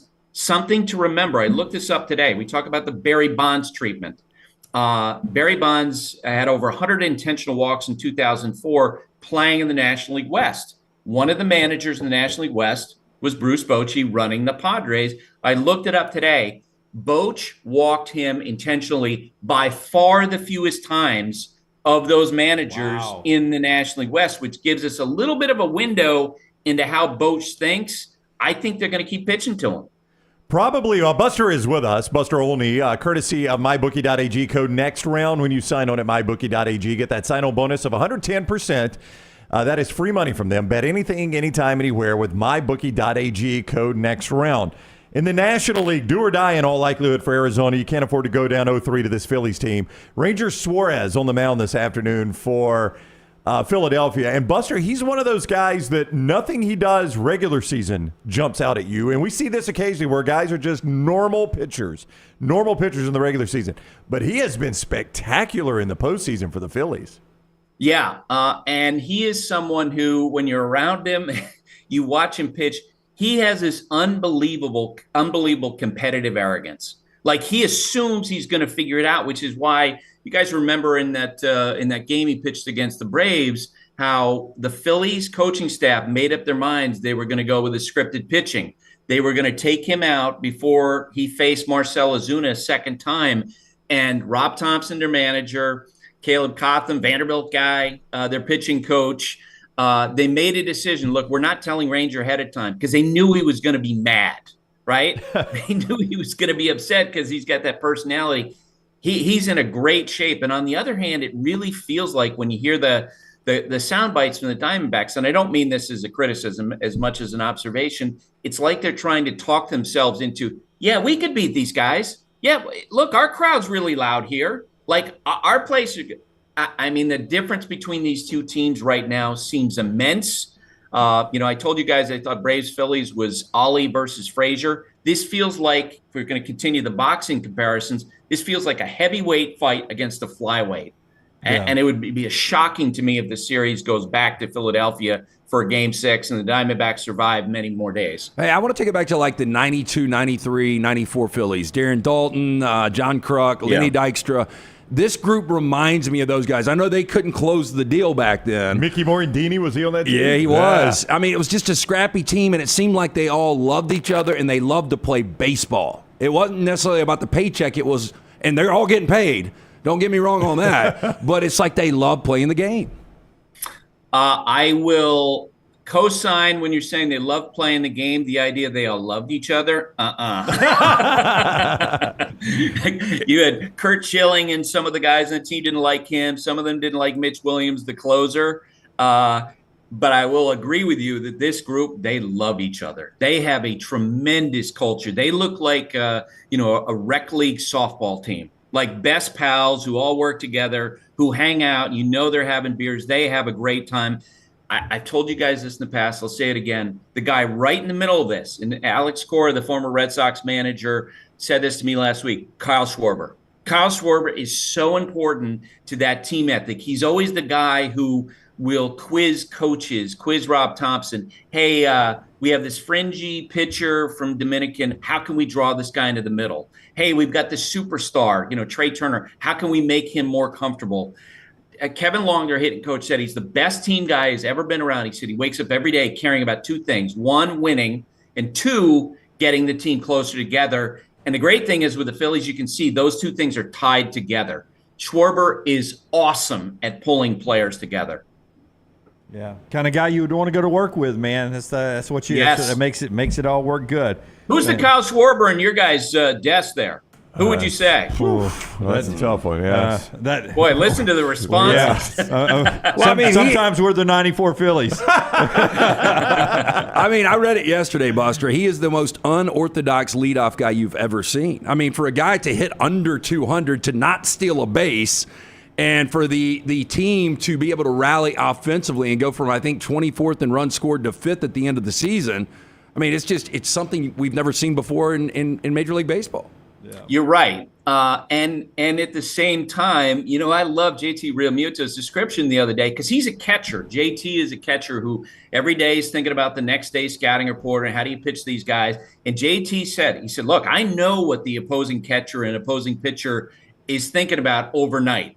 Oh, my God, what am I going to do with Schwarber to start the game? Because right off the bat, one mistake, or it doesn't even have to be a mistake, a good fastball, he could hit out of the ballpark. And you think about the energy that's required for any pitcher to go against the Phillies lineup because it's so deep. And right from the first pitch, Kyle Schwarber is prepared to take you deep, dunk in your face on that first pitch. And as JT described it, that will wear on a pitcher and a catcher leading into the game, during the game, and it's clearly one of their advantages that they have in this postseason. All right, he is ESPN's Buster Olney. He is in Arlington for that ALCS matchup, Houston and Texas tonight. They're in Arlington. Buster, thank you very much for the time. Enjoy the games. We'll see you next week. All right, guys. Take care. All right, buddy. You too. Buster with us on the JohnstonRVCenter.com hotline. He joins us every single week, courtesy of MyBookie.ag. Code next round when you sign on at mybookie.ag. Get that sign-on bonus of 110%. Free money. Free money for you to play, bet anything, anytime, anywhere. MyBookie.ag, code next round. MyBookie.ag, code next round. All right, we'll get you ready for a couple of the big games still in this segment. Rockstar's 4 downs in the next segment. LT's got trash in between Orlovsky and Trent Dilfer in the final hour of the show. That's being brought to you by Storm Restoration Roofing. Greg from Pell City on Facebook as well. Listen, we're talking about one of the most respected roofing contractors in our area that you'll ever want to meet. The company's been locally owned for over 20 years. He and his wife own the company. They run the company. They're A+ rated with the Better Business Bureau. They got all the warranties you need, and insurance companies trust him, and that's going to mean a lot to you. But here's what you need to know, that unless you get somebody on your roof to inspect it, you don't know what's going on up there. And you may not know until water damage has cost you thousands of dollars before you get the sign that something's going on up there. So get a free, absolutely free, no-cost roof inspection with Greg from Pell City. 205-542-3531. 205-542-3531 for that free no-cost inspection. Or you can look him up on Facebook, Greg from Pell City. It's Storm Restoration Roofing. Rockstar, if you will give me first cuts 6 and 7 to the Ohio State-Penn State game. Did you guys know? Now, a lot of it is, I think, who they played. But Penn State and Manny Diaz, who is the defensive coordinator, they have the number one defense in the country. 193.7 yards per game is all they're giving up. They don't have to defend a ton because their offense keeps the ball 34 minutes a game on average. About the best team they've played is maybe the worst offense in Power 5 football. Iowa. If Alabama had their exact schedule right now, they'd be undefeated easy. Well, I mean, not only undefeated, but what would they be giving up points per game? Very little. We're talking about their defense would be really good. Yeah, by far and away their biggest test, no doubt. Here is James Franklin on not playing a great schedule yet, but about to play Ohio State on the road. Do you see this as a measuring stick and a hurdle to clear to get where you guys want to go? Yeah, as you know me very well, and you know, I get you're going to ask these questions. I get it. We're trying to find a way to get a win this week against a really good team, against a program that we got a tremendous respect for. Coaching staff, we got a ton of respect for the talent that they have, but we approach it the same every single week. Everybody on the outside is talking. We're approaching it the way we do every single week. This is a really important game. Why? Because of how we've handled the previous 6. If we didn't handle the previous 6 the right way, you wouldn't be asking that question.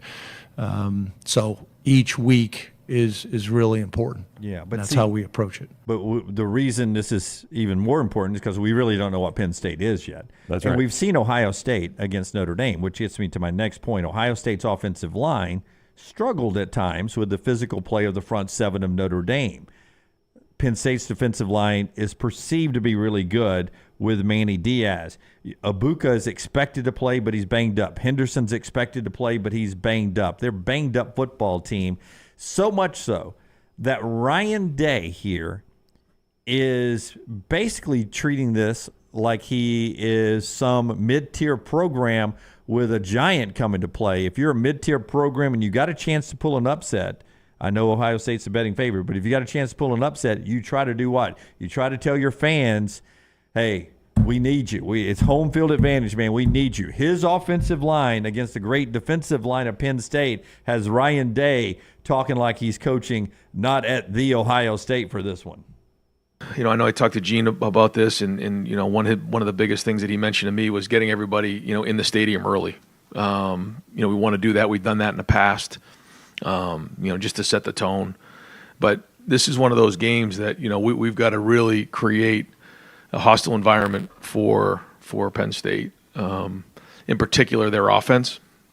You know, when we're really loud in the stadium, anytime that their offense has the ball, it makes it very difficult to operate. The communication, the snap count, you know, all of those things. And so the louder we can be, it doesn't matter whether it's third down, red zone, short yardage. You know, if they're operating and they're on the field, the louder we can be, the more hostile that we can be, advantage Buckeyes. Yeah. So Clyde brought this up the other day, and it's 2 young quarterbacks that are really not proven on this stage. And I do agree that Kyle McCord had to make plays down the stretch against Notre Dame to end up winning that game. But I think it's super important when you look at the head coaches, and there are 3 beasts right now in the Big Ten. It's Penn State, it's Ohio State, and it's Michigan. against top 10 teams, do you know what these head coaches' records are? I'll throw the number of games they've coached against top 10s at these schools, and you guys tell me what you think the record is. We'll start with Ryan Day. He has coached in 16 of them. 16 games versus top 10. I'm going to say I think it's all of his losses. I think it's 5 losses he's had. So I'm going to go I'm going to go 11-5. 11-5 is a good guess. I'm going to go 12-4. He's 10-6. 10-6 in top 10 matchups, still really good. But that's all his losses, right? That's all 6 losses. Yeah. Am I wrong about that? He doesn't lose to bad teams. Yeah. No, he does not lose to bad teams. Harbaugh in 18 top 10. It's going to be a little different with him. Yeah. I'm going to say 18. He's 7-11. I think he's going to be 9-9. He's 5-13. Are you serious? Yeah. And now we get to James Franklin. 18 games against top 10s. 4-12. That's 16. Okay, 4-14. No, the way you asked this, I would have normally said 8-10, but I think he's going to be worse than Harbaugh, so I'm going to go 3-15. To me, James Franklin's all sizzle. He finds a way. He's the Tallulah Tagovailoa of head coaches. Talia, yeah, he's all hat, no cattle, is what you're saying? 3-15 against top 10. 3-15. That's awful. I mean, that's pathetic. Yeah, I mean that's. So again, it's an 11:00 game. I probably don't play it. Ohio State wins this game. Yeah. Wow. Wow. Do you I think they're a better team. Do you play 11 o'clocks for steaks? Yep, sure do. Whatever that number is. It's not going to scare me. MyBookie.ag code next round. We'll look at it right now. Yeah. It's been lurking around 6, right? I will say as a precursor, if we already have a stake on the game, we won't double up on it. Yeah, that's fine. But I'll have to check afterwards to see if we if we already have a stake on it. But I'll take Penn State. Right now, 4.5. Ohio State 4.5, Jim, is what you're getting. You're getting 4.5 from them. So I'll take Penn State 4.5 for a stake. No, you'll take Ohio State 4.5. You're catching 4.5, Yeah, you're catching 4.5, Penn State plus 4. Yeah, plus 4. I got Penn State in 4.5, right? Yeah, that's right. Kyle McCord is an interesting study, though, because he's giving you a little bit of everything. Like after the Indiana game, all the analysts are like, boy, Ohio State is not good at quarterback this year. And then for a lot of that Notre Dame game, you kind of felt the same way, right? In that Notre Dame game, and then he led that drive at the end. Now, I always point out, and it may be a little unfair to Kyle McCord, but I always point out that if that guy grabs that interception, you probably view Kyle McCord just on that one play totally differently. Because they lose that game on his interception right there. Yeah, I mean, but he drops it. We go into this game, at least I do, thinking Aller's a better quarterback. Just hasn't proven it yet. Yeah. McCord has had a big win against Notre Dame. Yeah, I think the reason we think this, and you guys tell me if you agree at least with this, is Penn State with Sean Clifford for so many years was really average at the quarterback position. Mm-hmm. And Ohio State has been so elite at the quarterback position. Yeah, and true. And so now Kyle McCord, it's kind of what you've got at Alabama right now. Yeah. And it's just such a downgrade from what you've had. And Penn State has a little bit of an upgrade, at least right now. I will say it's a meat and 3 that's serving great quality steak all of a sudden, or better steak, and the great steakhouse is serving lesser quality steak. It still may be a better steak at the great steakhouse, but going to this place, you're like, oh man, their steaks have gotten so much better. I will say the one defense that I trust that he has faced, Drew Aller at Penn State. He only threw for 166 yards. Now, he did throw 4 touchdown passes. Dude, they moved it on that team, though. Yeah, they did running the football. He's not thrown an interception all year. Aller hasn't. Yeah. And so he's 12-0, touchdown to interception. That's the big game this weekend. We'll talk more about Bama, Tennessee, and the other great contests we have coming up as we move throughout the show. Rockstar's got 4 downs coming up. A couple of great sponsors here. First off, tell us about JohnstonRVCenter.com, Browning. I-65 exit 304 in Coleman, 334 in Decatur. Johnston RV, Nick and the gang there at Johnston RV, fresh back from the Fall River Expo. That's where all the RV dealers go when they see the new floor plans. And they're like, ooh, our people will like that. Our people will like that. And then they make their orders and they start showing up on the lot right there. That means you got to make room on the lot for them, right, with all the new stuff coming in.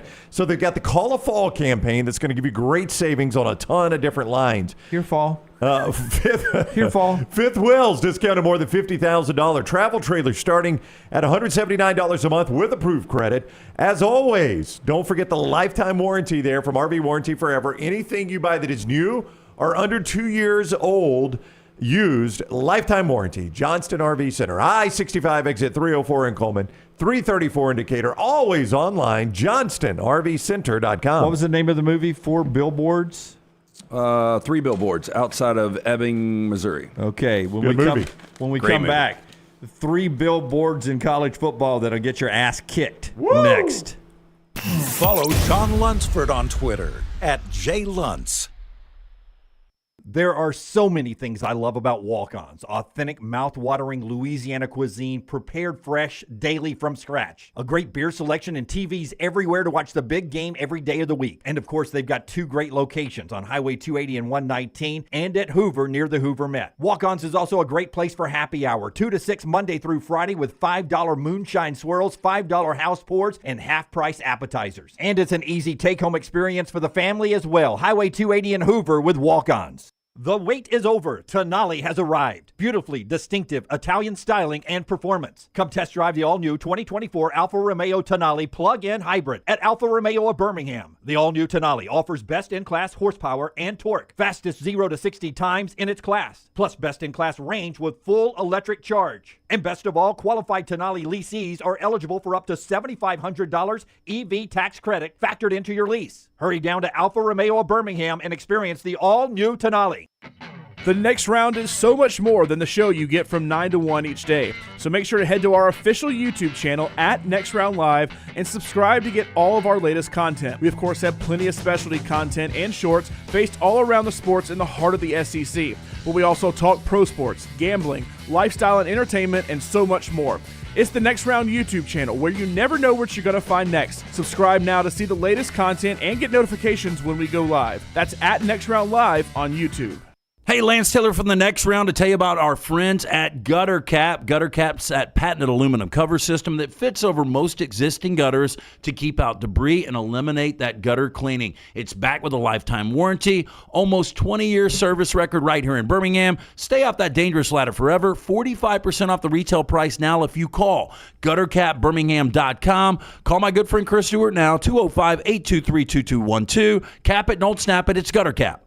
Hey, Lance Taylor from the Next Round to tell you about one of our favorite places for breakfast, lunch, and dinner. That is Hamburger Heaven since 1982. Hamburger Heaven has been serving Birmingham's best hamburgers, cheeseburgers, French fries, hand-spun milkshakes, and sandwiches made fresh to order. All of their ingredients are fresh and prepared daily. This includes their beef, always fresh, never frozen, hand-pattied each and every day. For breakfast, lunch, or dinner, visit any of the 4 locations, Highway 280, Irondale, Gardendale, and Homewood.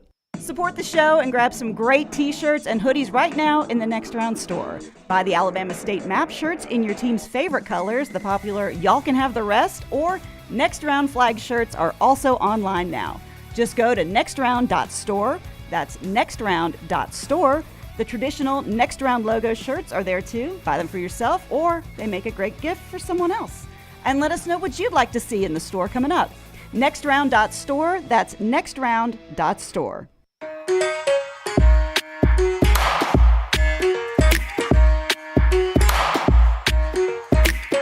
Hey, the great folks at Moore's Marinade getting you ready for another wonderful weekend. Rockstar's 4 downs in a second. Before we get to the 4 downs, though, let's talk about cooking in Moore's Marinade, man. Grilling out. You can get that Moore's going, and don't forget the wing sauce either. That Moore's wing sauce is fantastic. I love the honey barbecue. Toss some of my wings in that. Plan on doing a little bit of that this weekend while I'm watching football. The buffalo wing sauce is awesome. You can dip, drizzle, or slather Moore's buffalo wing sauce with that honey barbecue wing sauce on everything you eat.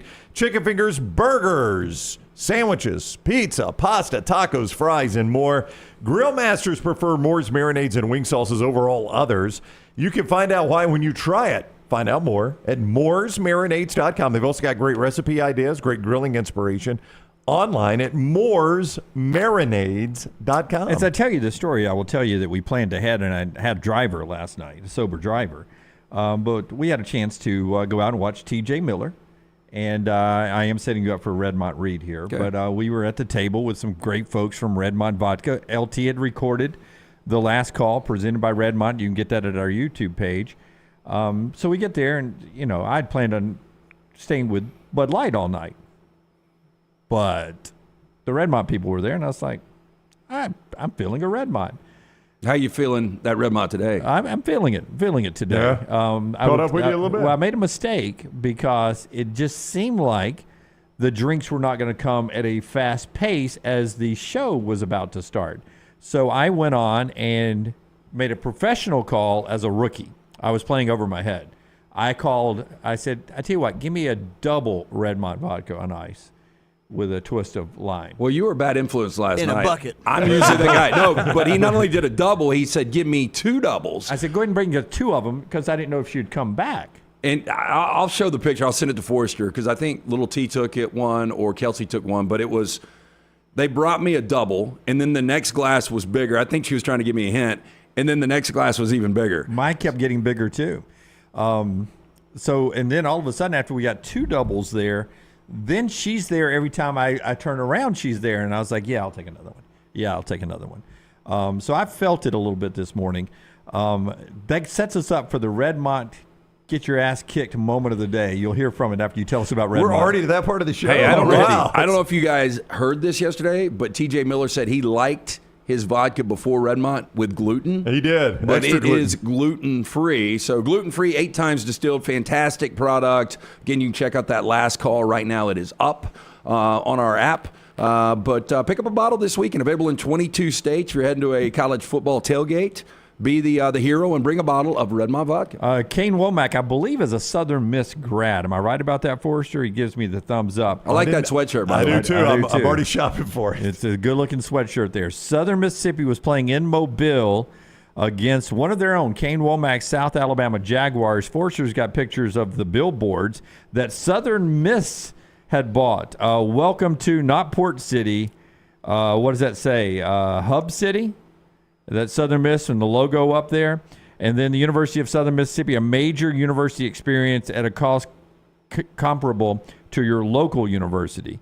So trying to steal students from South Alabama. Those are right near campus, both of those. So we know what happened in the game. South Alabama beat Southern Miss 55-3. And Forrester, am I right about this? The video wasn't part of what South Alabama sent out? Yeah, so they took this out of their press conference, so all I could find was this audio. Oh, so Kane says this post game, and they're like, we don't want to. And South Alabama pulls it out. I don't know if he afterwards asked him to pull it out. Right. But Craig Stevenson of AL.com, as good reporters do, recording the whole thing. And here's the audio of what Kane Womack said after those billboards and after his South Alabama team beat his old school Southern Miss 55-3. I have a lot of respect for Will Hall, a lot of respect for people that built that program at Southern Miss. You know, Jeff Bauer, Larry Fedora, Jay Hobson, who I worked with, as defensive coordinator and head coach. Dave Womack. There's some special people there that have always kind of gone about things with a humble confidence in that program. And, whoever the administrator is that made a decision to put billboards that were disrespectful for the city of Mobile and disrespectful to the University of South Alabama just needs to know that sometimes those things are great in a board meeting, but it'll get your ass kicked on the playground. So let's make sure that we do things the right way. And my alma mater, I think, should hold themselves to a different standard than that. Wow. That is the guy I want coaching my football program. Hey, right? The ultimate flex, though, is I've been through Hattiesburg, on the way to New Orleans. I've only stopped a couple of times. And, multiple times I've said, where's somewhere to eat? And they're like Buffalo Wild Wings. You see who their sponsor is, South Alabama. We're going to go get your best restaurant, make them our title sponsor. Hey, I love that attitude, too. Yeah. Decisions you make in a boardroom could get your ass kicked on the playground. Hey, and when I tell you, and I have met Kane Womack, been around him a couple of times, when I tell you he is the nicest coach I think I've ever met. Like, a lot of coaches have a little bit of edge, and you can see that edge. You don't see it with him. He is as nice a guy for him to feel that way. But he was pissed. Had to rub him the wrong way. No doubt about that. All right. Time for Rockstar's 4 Downs today, brought to you by the wonderful folks at Slice Pizza. Yeah, 4 locations. Stop in, see the Bajalia Brothers. Don't forget about that carry-out special, $75. You get the 12 fire-baked wings, 2 of the specialty pizzas, half pan of salad, $75, 7 days a week. For more information, slicebirmingham.com. First down. What is a free app that you use that you cannot believe is still free? I can't believe Maps, Waze, any of that stuff. Waze is mine. I use it probably every day I'm driving. Well, if you came and you charged people just $1, everybody would subscribe now because we're so lost with directions. I can get almost anywhere in Birmingham just because I've been here so long. Yep. But if I go to Atlanta, if I go to Nashville, without that, I am completely lost. But the true value of Waze to me is knowing the traffic ahead of me. Right. Like I can put in my destination with Waze, and it will reroute me to get around traffic, so I don't get stuck in interstate shutdown. No, yeah, for Waze, yes, but I'm just talking about regular with maps and yeah, stuff. Yeah. I mean, how often do you just throw it in? Yeah, I mean, I use Waze all the time, all the time. But as anyone would tell you, it's not free because GPS was first developed by who? The Americans. The government. The United States military, boys, that we pay for. You always tell me this. So they basically have flipped it around to us after they developed. So my taxpayer dollars pay for Waze is what you're telling me. A lot of it. Yeah, but the app is actually free, though. Well, and it is now, yeah. But if you want to go bigger picture, people know where we are all the time, right? That's a good point. Yeah, Life 360, my family uses that, so my family knows where my family is at all moments. So GPS is wild, man. I'm surprised that YouTube is free. That's another, like, because you can look at an unclog a toilet. You can look how to change your car engine. You can how to change your oil and everything, because there's all these tutorials and all that's free. I mean, then there's a premium version where you don't have to look for commercials, but YouTube is insanely, it's so convenient. You watch any concert you want. That's right. That's what I was going to say. If I wanted to, a lot of documentaries. Forget streaming. If I wanted to say, I wanted to see the Killers at Glastonbury. Is that the right place? Glastonbury, yeah. I can boom, it pops up. If I want to watch the 1995 Alabama-Tennessee game, there's a good chance that's on YouTube. Well, think about if they just did it like this. So, like, if I go to DraftKings and I'm out of money, they've already got my Amex ready, and they're just like, do you want to add 5, 10, 15, whatever dollars to it? If they had that set up on YouTube and whatever you wanted to see a Metallica concert from Belgium, or if you wanted to learn how to change a tire, then you pay 10 cents. Every one of these things, anything you go to on YouTube, who wouldn't pay 10 cents? Yeah. We want to keep these free. By the way, Spotify about to have a big battle with all the artists again because their rates haven't gone up. So they're compromised. They're putting links to all their merch on Spotify. They still do that. They'll say like a sweatshirt or something like that, and they'll give tour dates of whoever you're like. They're near you. They're in Belgium this weekend. Yeah. So, second down. What is something that is mundane about the U.S., but foreigners think it's incredible? Used to be blue jeans in the 80s. Really? Oh, yeah. Like, foreigners would come over here to grab blue jeans. Yeah. They were fascinated that we had blue jeans, and a lot of places didn't. I think it's our president now. That is mundane? Yeah, I mean, I think we're just like... And foreigners think what? Well, they think it's incredible that we've got a president like we have. Yeah. Is that fair? Sure. I really don't know. I mean, they're just like, damn, that was supposed to be like the top country in the world, and that's the guy leading them?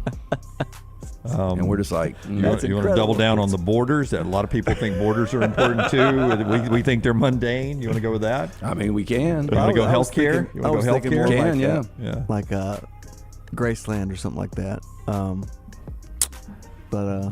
Freedom. I mean, freedom. We so mundane though. Yeah, we take it for granted. What is? Give me the description of mundane. It's just something we don't. No, really... it's just something dull. Yeah, we just say something boring. Yeah, we're free. Yeah. I mean, we never appreciated jeans. I'll go back to that one. I like denim. Don't wear it as much as I used to. But it's just one of those things that's always been around. Yeah, Brown, you got a good one? I really don't. No. Yeah. I don't talk to a whole lot of foreigners, so I don't know. Like, I don't know you what. Can't understand them. Well, I mean, if they're speaking Spanish, I can't. I don't think we. Sometimes there are a lot of places that just serve food. It's just food. It's mundane. You've got to really, I think you got to up your game and pick good places. A lot of our sponsors, good places to go find better meals. I think when you're in a different country, maybe it's because you're on vacation. It seems to be meals like if you go to Italy. I had friends that went to Italy, and every meal was an adventure when they were in Italy. Well, if you're a foreigner and you bring your family, do you want to go to the Statue of Liberty? You're a foreigner. Yeah, I mean, I think it's an American landmark. Yeah. We say that, but I was supposed to go to the Eiffel Tower. Yeah, 100%. Well, see, I was supposed to go to Paris in May, didn't go, and the plan was to go, but I didn't want to go. Like, I wanted to walk by it. I didn't want to walk up those all those stairs. Third down. What's some advice you would give someone who is starting their first job? Just out of college, this is the first career job I get this is the field I want to be in. It's very important. Don't worry about money. And I know that's easy to say, but when I started working at Jocks, I was making $1,500 a month. And when I started on the air, I worked for free for a year. Like, I didn't get a paycheck on air. So if you're really doing something you love to do, find ways to make it work. Don't bitch and complain about money. I know this is like an old get off my lawn thing, but it seems like the entitlement of coming out of college, I'm supposed to make $100,000 immediately. It's not reality. My first job was $13,000 at CBS 42. It was WBMG back then. Then I went to a smaller market to Lexington and tripled my salary, and then made a bigger salary to come back to Birmingham. And, it will come your way. Drew Carter, who was a young guy, just came to Birmingham a few years ago at CBS 42. He's now, at age 26, the play-by-play voice on television for the Boston Celtics, a job that the guy he's replacing has had for the last 30 years. So you told me that last night. That's amazing, by the way. So he's 26 and just now been named the TV voice of the Boston Celtics, and he was in Birmingham making basically $22,000 just 2 or 3 years ago. Yeah, so he's skyrocketed. So pay your price. Pay your price. Mine is a piece of advice I give my daughters all the time: is the easiest thing in the entire world to control is your attitude. And I just think most people don't like being around people with crappy attitudes. So if the level of work and production is equal, I think the good attitude person is naturally going to climb the ladder faster than the bad attitude person. I would agree 100%. And look, that attitude is going to come out sooner or later. There's no doubt. And if you've got equivalent, job applicants, I want the good attitude person 100% of the time. Even if it's less. Yeah. Like if you've got a better resume, but this guy's got a much better attitude, or this girl's got a much better attitude, I would go that direction. I tell my daughters this all the time. Bad attitude people want to drag you down to be a bad attitude. Be a good attitude person, man. And that'll take you a long way in life, and it'll definitely take you a long way in your job. 4th down. What major city could you not live in even if you didn't have to pay taxes or a mortgage? Atlanta for me. Really? It's never done a whole lot for me. It's just the traffic, my God. But just like knowing that you live there, you're dead center in Atlanta. I could not live in Atlanta. But Chicago for me, I love Chicago in the summer. I love visiting. I could live there in the summer, but the winters are so cold. It has gotten so dangerous. It's a fantastic city, but nobody does anything in the winter. It's just too cold to do anything. So Chicago would be it for me. Anywhere it snows a lot. I mean, I just do not want to deal with snow, and I don't want to deal with temperatures that are cold enough for it to snow a lot. I mean, that means you've got a long winter. I like winters here where we get a little bit of cold weather, but I can go play golf in shorts probably 15 times during the winter. That is our 4 downs today, brought to you by our friends at Slice. We appreciate them so much. Great place to go grab lunch. Also, our friends at Hemp Hill, who, speaking of those cold temperatures, are coming pretty soon, LT. Yeah, and right now, $69 fall tune-up. Right now, if you mention the next round, call Adam, Chad, Andrew, the guys at Hemp Hill Services, 205-229-2090. Trust the name. Birmingham has trusted since 1954 for all of your plumbing, heating, and cooling needs. It's hard to stop a train. For more information, hemphillservices.com.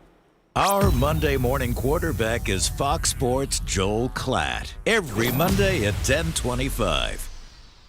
The extra hours of sunshine are back on the clock, and that means it's time for golf at Timberline, a short drive from Birmingham or Montgomery. Go to TimberlineGC.com, TimberlineGC.com to book your tee times, schedule a lesson, or just drop by and use the TrackMan technology on the driving range. The course is always fun, in great shape, and you can even become a member. Get all the details at TimberlineGC.com. It's time to get your golf on with our friends at Timberline. The Next Round Golf Cart is here. Your chance to play 4 area golf courses for just $89. Get 18 holes in Cart at Limestone Springs, Cross Creek, The Meadows, and the newly renovated Woodward Golf Club. A $247 value for just $89. Get your golf cart now at nextround.store. You could win a Dodge Challenger RT or your share of $25,000 in free play and cash at Birmingham Racecourse Casino. The more you visit, the more chances you have to win. Play the latest, most exciting games around with fun bonuses and big jackpots. You can be a winner too. Come win your share during the Challenger RT and $25,000 giveaway at Birmingham Racecourse Casino. Drawings October 27th and 28th. Located off I-459, exit 31, Derby Parkway. Must be 21 or older. Must be present to win. Do you need extra cash handy? Look no further than Legacy Credit Union for whatever loan your lifestyle requires. It only takes a few minutes to apply and request the amount you need to give you peace of mind. With affordable low rates and manageable payback plans, a Legacy Lifestyle loan is crafted just for you. Apply online today at legacycreditunion.com/legacy. /join. Lifestyle loans from Legacy. Terms and conditions may apply. Legacy is federally insured by the NCUA. Remember the name Way to Wellness if you're battling weight loss in your life. I'm Jim Dunaway from The Next Round. There was a time I was over 216 pounds until Way to Wellness helped me lose 45 pounds, and now for over 2 years, they've helped me keep that weight off. Here's their website, aplanforme.com, aplanforme.com. That's a great name for a website because there's no cookie-cutter plan. Everything is designed specifically for you. No contract, no sign-up fees, and your first consultation is free at Way to Wellness. Hey, Lance Taylor from The Next Round. You've heard me for years talk about our friends at Bromberg's Jewelers, and we welcome you to stop by and see that great customer service at the Mountain Brook and Summit locations, but we'd also love for you to check out their new online shop. They've got plenty to choose from. Great gifts, big and small. Available online, they've got David Yurman, Tudor watches, select diamond and gemstone jewelry, William Henry, seasonal and favorite giftware items, and baby gifts as well. They've even got an online sale section. For more information, brombergs.com. The Next Round store is live and loaded. Check out the latest logo t-shirts and hoodies. Get your favorite team colors, the Next Round flag shirt, or grab the popular Y'all Can Have the Rest t-shirts. Go to nextround.store. That's nextround.store.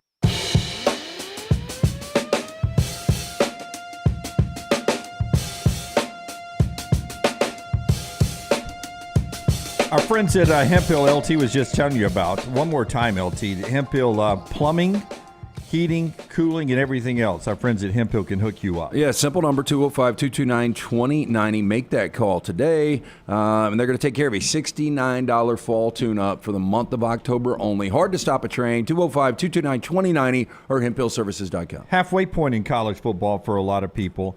Just a couple things I'm going to throw out here. You tell me how you think it plays out in the second half of the season.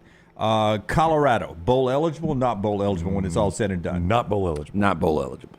Got to find 2 more wins somewhere. I just don't like the schedule for them. You don't think they end up getting to 6? I can't wait to see how they respond after Friday night. Yeah. It's hard to believe that this is their next game. It seems like that Stanford loss was a month ago. Hey, by the way. What you got? A little Colorado? Got a little CU on? Oh, CU. So I walked into Floribama back in December when we were there for Army-Navy, and somebody was like, hey, you like your new coach?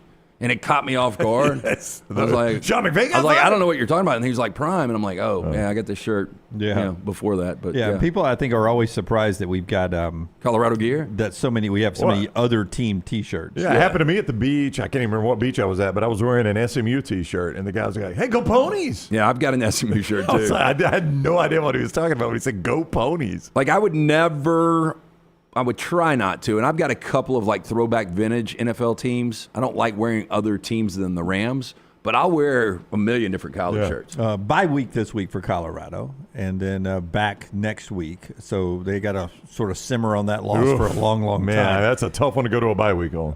Drake May wins the Heisman Trophy. You got a path? Got a path for that happening? I mean, if they stay undefeated and they win the ACC, it's probably going to take Michael Penix having some bad games too. I think Penix, if they both continue to have good games, Penix got the edge on him. But if Penix maybe has a bad game or two, and North Carolina's undefeated and wins the ACC, there's absolutely a path for Drake May. I think he wins it if they're undefeated and they go to a college football playoff, unless Penix continues to play like he's playing. If Penix tears it up, he's probably going to win. Yeah, I would agree. Penix, it's his to lose. But if Drake May, if they win out, and I mean, he'll definitely be there, and he's got a really good shot at winning it. And I saw this scenario the other day from The Athletic, and I just want to paint it for you. Texas doesn't lose again. Okay. Doesn't lose again. Like you're talking about playoffs and everything? No, they just regular season. Win the rest of the regular season games and revenge their loss. All right. Against Oklahoma. They're the Big 12 champions with only one loss, 34-30 in the Red River Shootout, and misses the college football playoffs. Can you see that scenario happening? They do not lose again. Includes a road win against Alabama. They win the Big 12 championship. They avenge the loss to Oklahoma in what was a close 34-30 game and still miss the playoffs. I got it for you. All right, here you go. Undefeated Washington. I'm just going to use teams here. Undefeated Washington, undefeated Michigan, undefeated Florida State, and undefeated Georgia. It'd be tough. It'd be tough right there. And that's the only way. Georgia doesn't lose. Right. And they're SEC champion. The Big Ten champion, whoever you want to say, Even if it's with one loss. Even with one loss, that's going to be a tough discussion. I'll tell you this. I think I would take Washington with one loss over. It'd be close. Washington, Texas. I think Texas got the brand. Again, now some of this depends on what Alabama does the rest of the year. That Texas win over Alabama is much, much better if Alabama is in Atlanta. Say Alabama's in Atlanta. They don't lose again, and then they lose to Georgia. Yeah, much better win. It's a better win, but if you've got one loss, Big Ten champion, and they've split their games. They've all won on their home field. Yeah. Ohio State, Penn State, and Michigan. It becomes crazy. And then there's that scenario that Florida State and North Carolina could be playing each other both as unbeaten teams. Yeah, I mean, it's not crazy. Yeah. I mean, you start looking at those two schedules and tell me where they're going to lose. Where they're going to lose. Well, Carolina's got a tough finish because I don't have it in front of me, but I know they go to Clemson. They get Duke, who's, I don't know, with Riley Duke's a Leonard. good team. Riley Leonard. With Riley Leonard Yep. hobbled, not 100% or not playing, wherever his status is, Duke does not look like the same team. No, they don't. But this is, mid-November, so Leonard's got time to get healthy there, and then they finish at NC State, I believe. So are you saying you don't see North Carolina or Florida State losing a game? No, I'm just saying you can paint a realistic scenario of them two playing in the ACC championship game as both unbeaten, virtually guaranteeing an ACC champion in the playoffs. I'll tell you what's gotten trickier, though, is the game in Gainesville for Florida State. I think Florida State will find a way to lose a game, whether it's Duke, Miami, or against Florida. That Florida State game last year was a really good game in Tallahassee. Right. Lance, I could see it's turning a little bit for Florida in your mind. A little bit, yeah. I mean, I think they're a tough out now. I started to look at Georgia without Bowers in that game. Yeah, it's far more interesting without Bowers. There's no doubt. I'm not saying Georgia's going to lose. Again, I'll say, though, we've been doing this playoff since 2014. How many times have we had 4 undefeated teams? No, it's not. It just doesn't happen. It works itself out. Another discussion before we get to the top of the hour and talk to Dan Orlovsky, some NFL coming up with him. Right after LT tells us about our great friends at Simpio, LT. Yeah, Simpio, one of the first calls we made here on the next round was to our friends at Simpio, Blake Patterson and the guys, because they're going to take care of the 4 pillars in every single office. When your company joins Simpio, they're going to take care of HR, payroll, compliance, and benefits. You can join Simpio any time of year. There's no annual contract. With that being said, our friends at Simpio have a 99% retention rate. Make sure you call Blake and the guys today at Simpio, 205-635-7467 or Simpio.com. Terrence says over on Facebook, Texas Terry, if Texas beats a 1-loss or undefeated Oklahoma and Bama, finishes with only 2 losses, they get in ahead of a 1-loss Washington. Yeah. So it's 1-loss Texas, 1-loss Washington. Yeah. Again, some of that depends on what Oregon does, because that'll be Washington's best win, and they'll probably have to beat them twice. If that's Oregon's only 2 losses, that's interesting. No, Texas is the top of my 1-loss. They are right now. Right now, yes. They are right now. And Oregon would be second for you? And Oregon would be second. Yeah. For me, yeah. I think I'm with you on that one. The weird thing about Washington is we're going to get to the end of this. Their best, if they're undefeated, their best 2 wins are going to be Oregon, and they're going to have beaten them twice. I don't know if that hurts you or helps you. Well, you don't know about that. I mean, it could be USC. Could be, based on what I saw at a USC Saturday night. That's a hard sell on me. You say that. I mean, you will not see USC turn the football over 5 times again. Well, 5's a lot. Yeah, I would bet on that. You just won't. That's a lot of turnovers. And on top of that, giving up a 99-yard kick return. I said from the beginning of the season, I thought they were a 10-2 team. I'll stick with it. I think USC loses one more game. I think they win this weekend at the Coliseum against Utah, a depleted Utah team. And I think USC is going to split with Oregon and Washington. LSU's doing something cool. Night Game Army is in town, and they are going to have specialty end zones for this contest. Take a look. Camouflage end zones. That is really cool. At LSU with the folks from Army, the Black Knights, coming in, honoring them on Saturday night in Tiger Stadium. Great experience for the Army guys to get to play in that great SEC atmosphere at night down in Baton Rouge, a game that you can watch on the SEC network there with our buddy Tom Hart and his crew. How big a pain was it to make that end zone? I mean, that is crazy. Yep. But really cool. Now for them. do the tanks. Yeah, really cool for them to honor Army like that. You sent out some photos, so did Troy, of the way their team honored Army. I thought it was really cool. They play the Army hymn at the end of the game, and the Army guys go over and salute it, and the Troy team stood behind the Army team at attention while the Army guys were having their song played. And then as they left the field, They filed in front of the cadets, and all the Troy players went by slapping hands with the cadets on the way out. Yeah. John Summerall, that is a class act by him to do that. Yeah, I was going to say when we were hearing the sound from Kane Womack, I don't know which one of those guys I like better. I like them both, and I think too. both are going to be big-time coaches. But watching Troy Army last week, because we had a big play on Troy, they really could have whipped their ass. Yep. You think Summerall called it off? They pulled off. Well, they settled for a lot of field goals in the first half, or nothing but field goals. But yeah, it could have gotten ugly. They were the much better team. What you don't get in that picture, and Troy sent it out as well, is the exchange that's going on. A lot of the players are, when they're tapping their hands or shaking their hands, depending on how far they could reach up, they were saying thank you. Thank you guys for what you do for us. Thank you. Thank you. Thank you. Yeah, thank you. It's really cool, and it speaks highly of John Summerall and the program he runs. And I know they're not alone in doing this, but Troy's the one we're talking about, that he made sure his team honored those guys for what they're doing beyond just football. That's really cool. So Army's down in Baton Rouge coming up this weekend. All right, New York Butcher Shop brings us our stake bets. One more thing to get to here when it comes to who do you think has the worst loss so far of the contenders? But tell us about New York Butcher Shop. Stop by the New York Butcher Shop. Pick up the finest and certified Angus prime beef steaks, burgers, premium pork chops, ribs, all natural chicken cut to order just for you. Chef-prepared entrees and side dishes. Perfect dinner-to-go choice for you and your family. Great selection of fine wines and desserts. 2 locations for you. Cabo Heights, Highway 119 in Greystone. New York Butcher Shop, rare quality, well-done service. I've got 3 that I think are the worst losses in college football this year that has impacted these teams that they can't really overcome it to get where they wanted to go to begin with.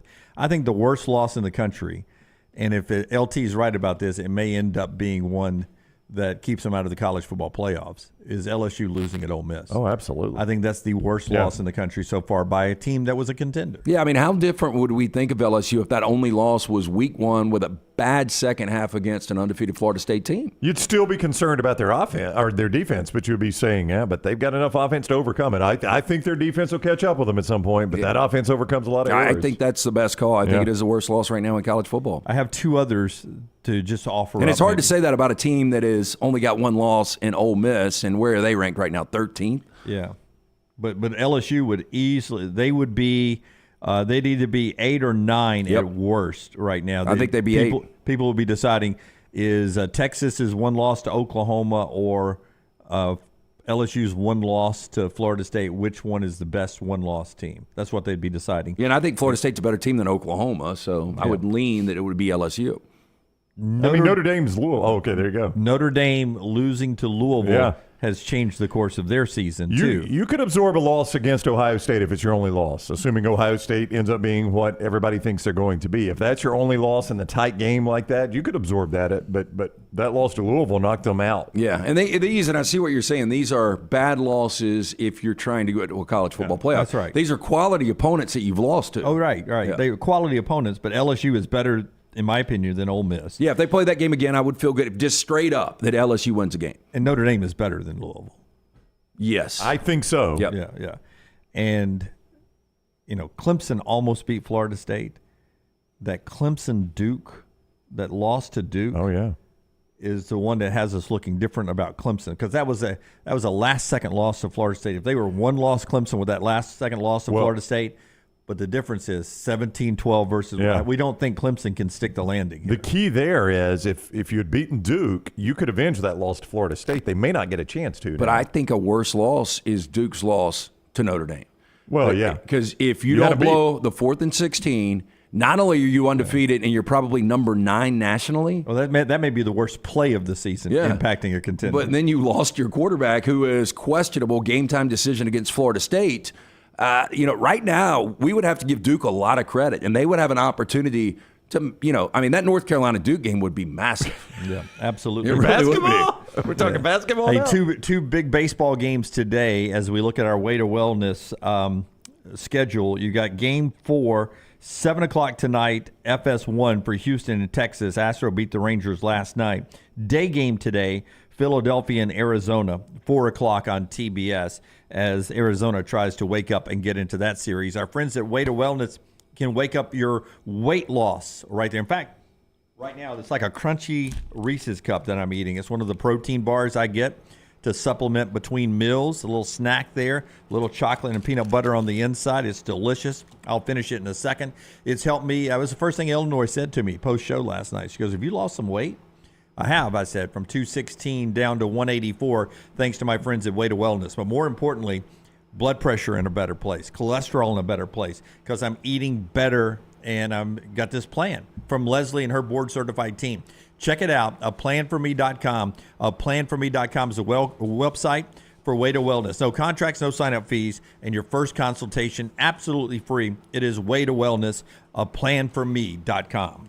Follow The Next Round on Twitter, Instagram, and Facebook at Next Round Live. It's college football time in Alabama. This is Congressman Robert Adderholt. I grew up an Alabama fan, Roll Tide, but my wife, Caroline, grew up an Auburn fan, War Eagle. But no matter who you pull for, whether it's the Lions of the University of North Alabama or the Gamecocks of Jacksonville State or any other school in between, I want to wish all the players, the coaches, and especially the fans another great college football season here in Alabama. I'm Robert Adderholt, and I approve this message. Paid for by Adderholt for Congress. Stop by the New York Butcher Shop and pick up the finest in certified Angus prime beef steaks and burgers, premium pork chops, ribs, and all-natural chicken cut to order just for you. Their chef-prepared entrees and side dishes are the perfect dinner-to-go choice for your family and are ready to heat at home. With a great selection of fine wines and desserts, the New York Butcher Shop is your one-stop dinner shop. 2 locations to serve you, Cahaba Heights and on Highway 119 in Greystone. The New York Butcher Shop. Rare quality, well-done service. Start your day online at nextroundlive.com. Get all the latest videos, podcasts, and college football stories. And it's also a great way to stream the show or shop in the Next Round store. Stay connected by visiting nextroundlive.com. A legendary coach once said, "It's not the will to win that matters, it's the will to prepare to win." Bryant bankers have the dedication and experience to put together a financial game plan that's right for you. Stop by one of the 7 Central Alabama locations today or give them a call at 1-855-4-BRYANT to begin preparing for your financial future today. You'll find out what unbeatable service and legendary results are all about. Bryant Bank, Equal Housing Lender, member FDIC.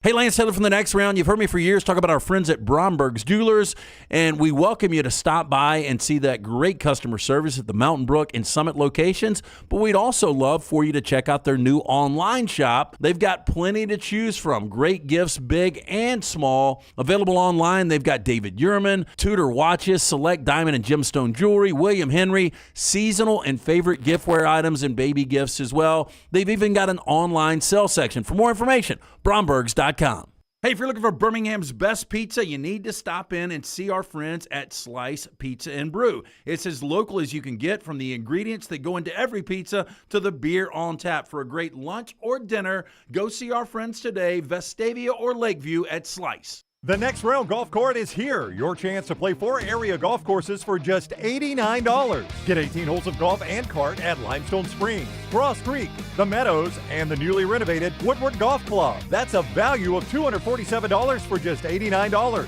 Or get the Next Round Deluxe Golf Cart for just $119. It gets you all 4 courses with cart, plus an exclusive Next Round Golf t-shirt, koozie, golf tees, and a sticker. There are no restrictions. The cart is good through September 2024. Get your golf cart now at nextround.store.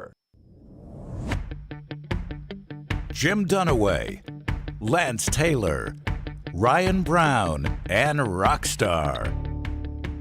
Live from the Birmingham Racecourse Casino Studios, The Next Round, presented by Bud Light, is on now. All right, final hour of the show. Dan Orlovsky will join us in a moment to talk a little NFL football as we get ready for another great NFL weekend starting tonight in New Orleans with the Jacksonville Jaguars and the New Orleans Saints. So looking forward to that game tonight. Trevor Lawrence, optimistic he'll give it a go tonight. We'll see if he actually gets out there. If not, it is the great who? C.J. Beathard. C.J. Beathard. Yeah, so former Iowa quarterback, if that tells you anything. Tells you they'll run it a lot. The grandson of Bobby Beathard, one of the great front office guys in NFL history. And I'm a guy who's already bet the over at mybookie.ag, forgetting Trevor Lawrence was even hurt. So he'll play. Based on that number, it really hasn't moved at all. He'll play. All right. So the show is being brought to you in part today by our friends at Michelson Laser Vision. We'll take a look coming up at the NFL in a second. Tell us about Michelson. 205-969-8100. That is the number that I called more than 2 decades ago. I had the 20/20 vision. I was legally blind without the aid of contacts. After the procedure, 20/15 vision better than 20/20. Make the call today. Ask for Amy. Tell her the next round sent you. They will hook you up with a hassle-free consultation, 0 to lose, to find out if LASIK is right for you. Dr. Mark Michelson, Dr. Jen Michelson, best in the business. 205-969-8100 or michelsonlaservision.com. Speaking of Iowa, more injury news. Their other tight end, Eric All, is out for the year. ACL injury. Has already lost another tight end, Luke Lachey, to a knee. He's done for the year. Cade McNamara done to the year. Big offensive playmakers. Eric All actually leads the team in receptions, and now he's done for the year as Iowa. Most Iowa thing ever. Losing another player. Alabama offensive lineman Terrence Ferguson, closer to 100% after a high ankle sprain, could be a contributor this weekend for Alabama, according to Nick Saban after practice yesterday. A guy who is sort of a multifaceted tool that can play any of the positions along the lines. We'll see if Ferguson is back this weekend. Do you give him a shot at left tackle just to see? Sure. I mean, if he could play anywhere on the line, truly anywhere on the line, why not see if he's any better at left tackle than either Proctor or Pritchett have been? Air Force quarterback Zach Larrier is out with an injury, and he's out for a while. Remember, he went down at the end of that game, probably cost us a cover in the Air Force Wyoming game. I mean, he did. You know, I'm not going to try to make excuses here, but now that you've given me the opportunity to, I mean, watching that game, the way it played out, right when he goes down, they immediately turn the football over. That leads to a touchdown that ties it up. I felt like we were going down to take a 14-point lead. So then it's tied up. Then the very next possession, turn it over again. Yeah. Meanwhile, in the battle of possible backup quarterbacks this week, TCU and Kansas State. Remember, TCU found, with another injury to Chandler Morris, found a star in waiting, Josh Hoover, who came in off the bench and threw for 439 yards. He is starting this weekend against Kansas State, who got Avery Johnson, who buckled up and turned in a great game for Kansas State. Well, you know, Will Howard is back this week, and they say they're going to play both quarterbacks, Howard and Avery Johnson. Well, look, Avery hasn't been bad at throwing the football. Chris Klieman hasn't put him in a position to make, like, explosive plays. It's all about his speed. I mean, the guy can fly. And so now you've got dual threats. You've got actually – it's almost what you've got in Peyton Thorne and Robbie Ashford, but these guys can play. Oh, yeah. I mean, seriously. And so last year, you had a situation where Adrian Martinez was struggling. So you bring in Will Howard, and he leads them to the Big 12 championship. And so now you've got, to me, Will Howard struggled a little bit, but he's still more than capable. I think you've got a nice dynamic now at quarterback for Kansas State. Watch this team start to roll. On the other side of that, though, if TCU injures themselves into another great quarterback situation, you do have to start wondering what Sonny Dykes is doing, evaluating his quarterbacks, Loves right? Chandler Morris. He's picked him twice now. Yeah. Have Max Duggan and now this kid coming off the bench, Josh Hoover, for 439 yards. Quarterbacks are big questions this weekend in the NFL, too. Boy, they are. Let's talk to our man, Dan Orlovsky, as he is on the move right now for ESPN. They keep this guy hopping. He is with us each week, courtesy of MyBookie.ag. Code next round when you sign on to MyBookie.ag. Get that sign-on bonus of 110%. It is free money. Bet anything, anytime, anywhere with MyBookie.ag. What is up, Dan? How are you today? I'm doing good. What are you guys up to? Man, we're just hanging out talking a little football. I am going to break the cycle here and not ask you a Dolphins question, but I'm going to take Lance's Rams question, because I saw you today say nobody is throwing the football in the NFL better than Matt Stafford. Old man Matt Stafford. Yeah, man. He is spinning it. And like, it's really fascinating to, we called their Monday night game against the Bengals, and he didn't play kind of his best, nor did their team. I think two things that are super important in that conversation. Is he the MVP? No. Are their quarterbacks, I guess, playing better? Yes. But as far as making holy smokes throws, difficult, high leverage, like really challenging throws, no one's doing that more. I think that the time last year has ended up being a blessing. Like he barely practiced for most of 2022, the whole year, whether calendar year or football season year. So the arm is very live. It's probably the first time since he was 8 years old he's gone that long without actually throwing the ball. So that's showing itself in a good way too. There are two guards, Dotson, who is a little bit of a younger player, and then Steve Avila, who they drafted out, I believe, TCU. Yep. Are playing big time ball. And I think like the thought with Sean McVay in LA was like, dude, he's plenty left. And if we can just protect them, we can beat anybody in football. I firmly believe that. Matthew's playing at an incredibly high clip. Well, I'll continue the Ram conversation because he opened the Dolphins door. Here. He opened the door. I'll let Dunaway go Dolphins. Cooper Kupp has obviously opened some of this up because he has come back from this injury like he never missed a day. But Sean McVay's offense really predicates, like most, on the run. And I think, with Cooper Kupp back, it has opened things up. But we just saw Kyron Williams have a career game, and unfortunately, he gets banged up. Now Zach Evans is probably going to be your starting running back. But if they can consistently run the football, that offense is as deadly as any, maybe sans Miami. There's no question. And Sean's offense, I try to take it a little bit further. McVay's offense isn't strictly predicated on the run. It's predicated on illusion. They have such illusion in their offense, meaning like, hey, like a magician, like look over here when they're just really trying to get the ball over there. And their run game, it goes back to those guards playing really well. Is their run game is very, very much so more like consistent now than it used to be.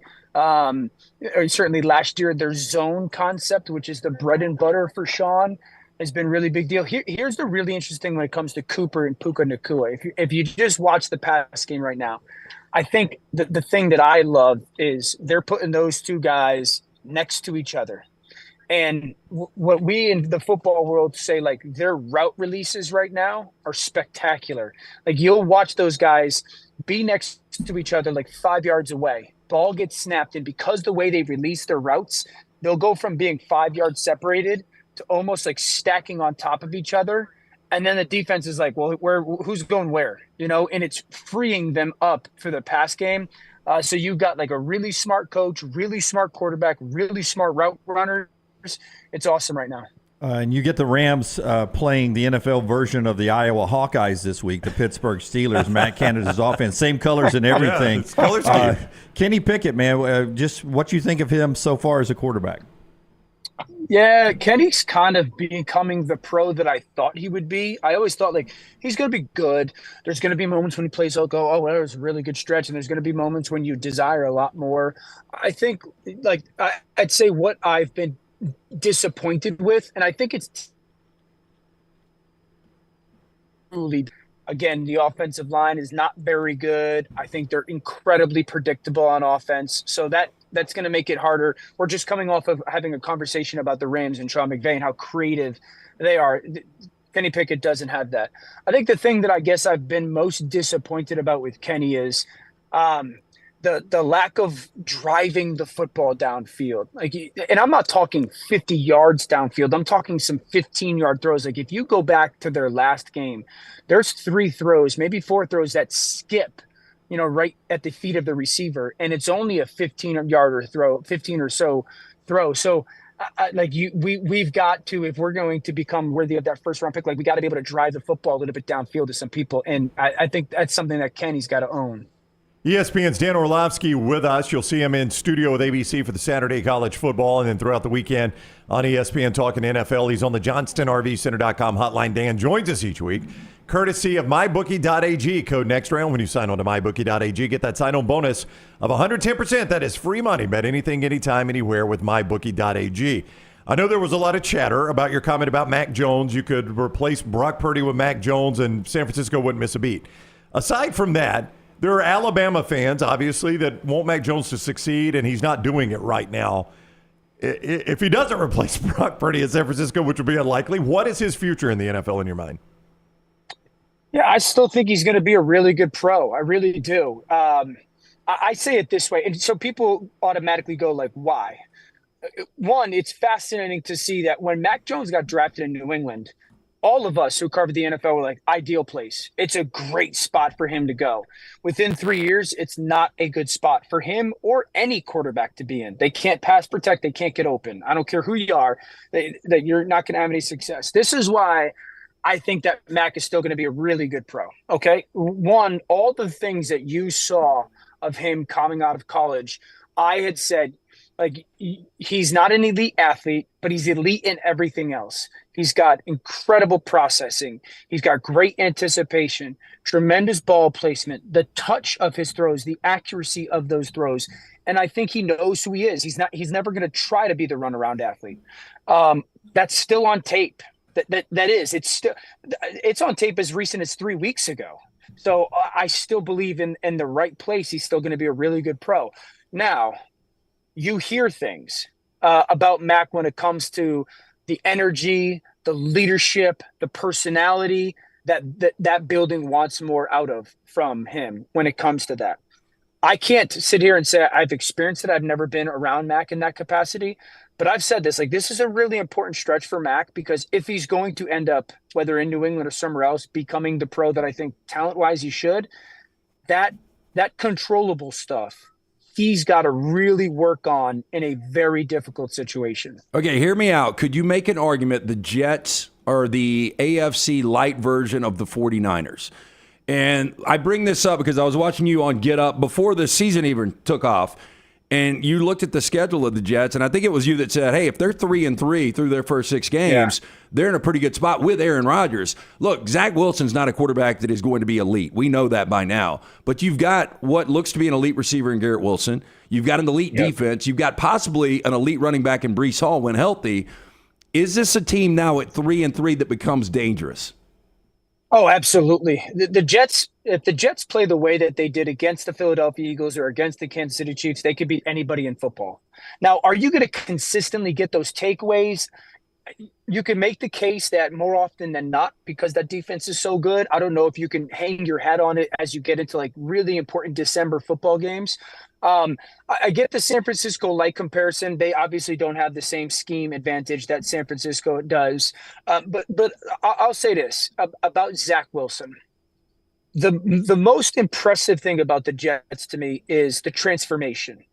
When Aaron went down, the thing was, well, Zach, the Jets need is a game manager. Zach Wilson is not, nor has ever been a game manager. Zach Wilson has transformed into a game manager. I asked this question to Jets fans the other day, like on radio and whatnot. Point to the moment this year when Zach Wilson's been stupid with the football. Maybe not like made the right read or had the perfect throw, but been dumb, careless, stupid with the ball, because that's what he used to be. You can't point to it.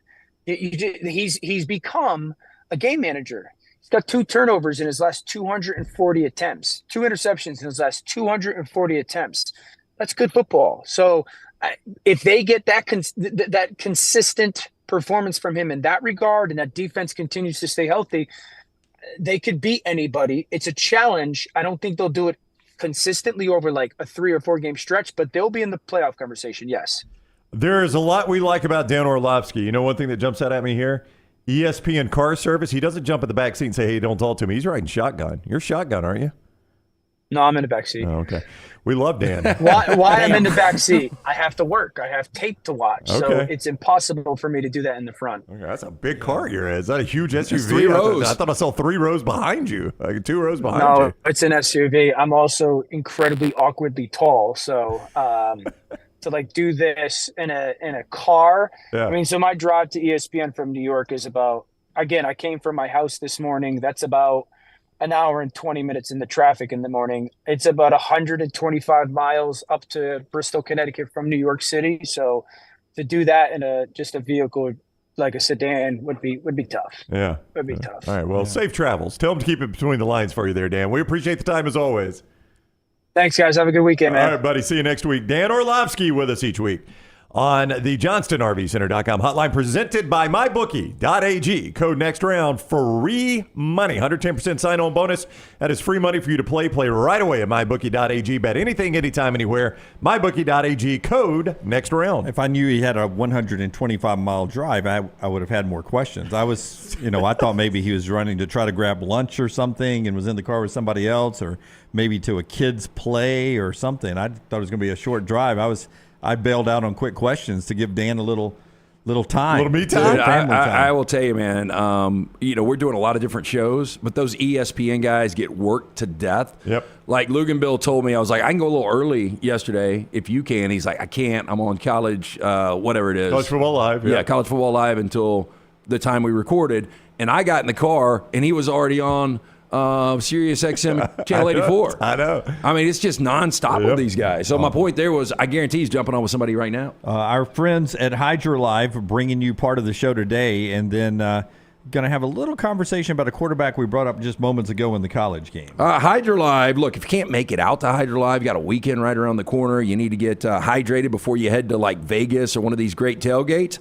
IV therapy, compression therapy, cryotherapy, B12 shots, all under one roof. If you can't make it, a nurse can be sent your place of business or your home. Go to hydralifetherapy.com for more information. Make sure you mention next round at checkout. You're going to get 20% off any of their incredible services. Again, follow them on Facebook or Instagram. You can go online for more information, hydralifetherapy.com. You heard LT talk about this guy in the last segment, that you will not see USC turn the ball over 5 times again this year, and that is a big number.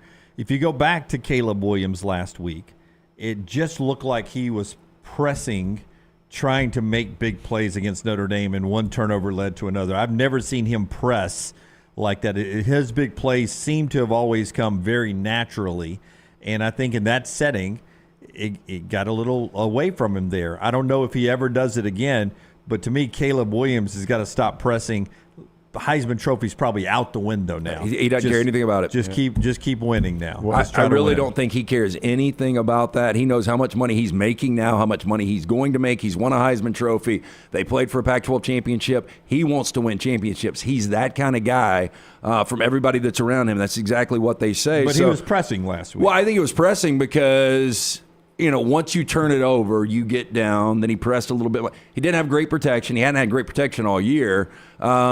You could be onto something. Now that loss is out of the way, now that he is out of the conversation, then maybe he plays a little freer. Though, this past weekend, extended a trend for him that I did not know existed until I saw it this morning, courtesy of Reddit College Football.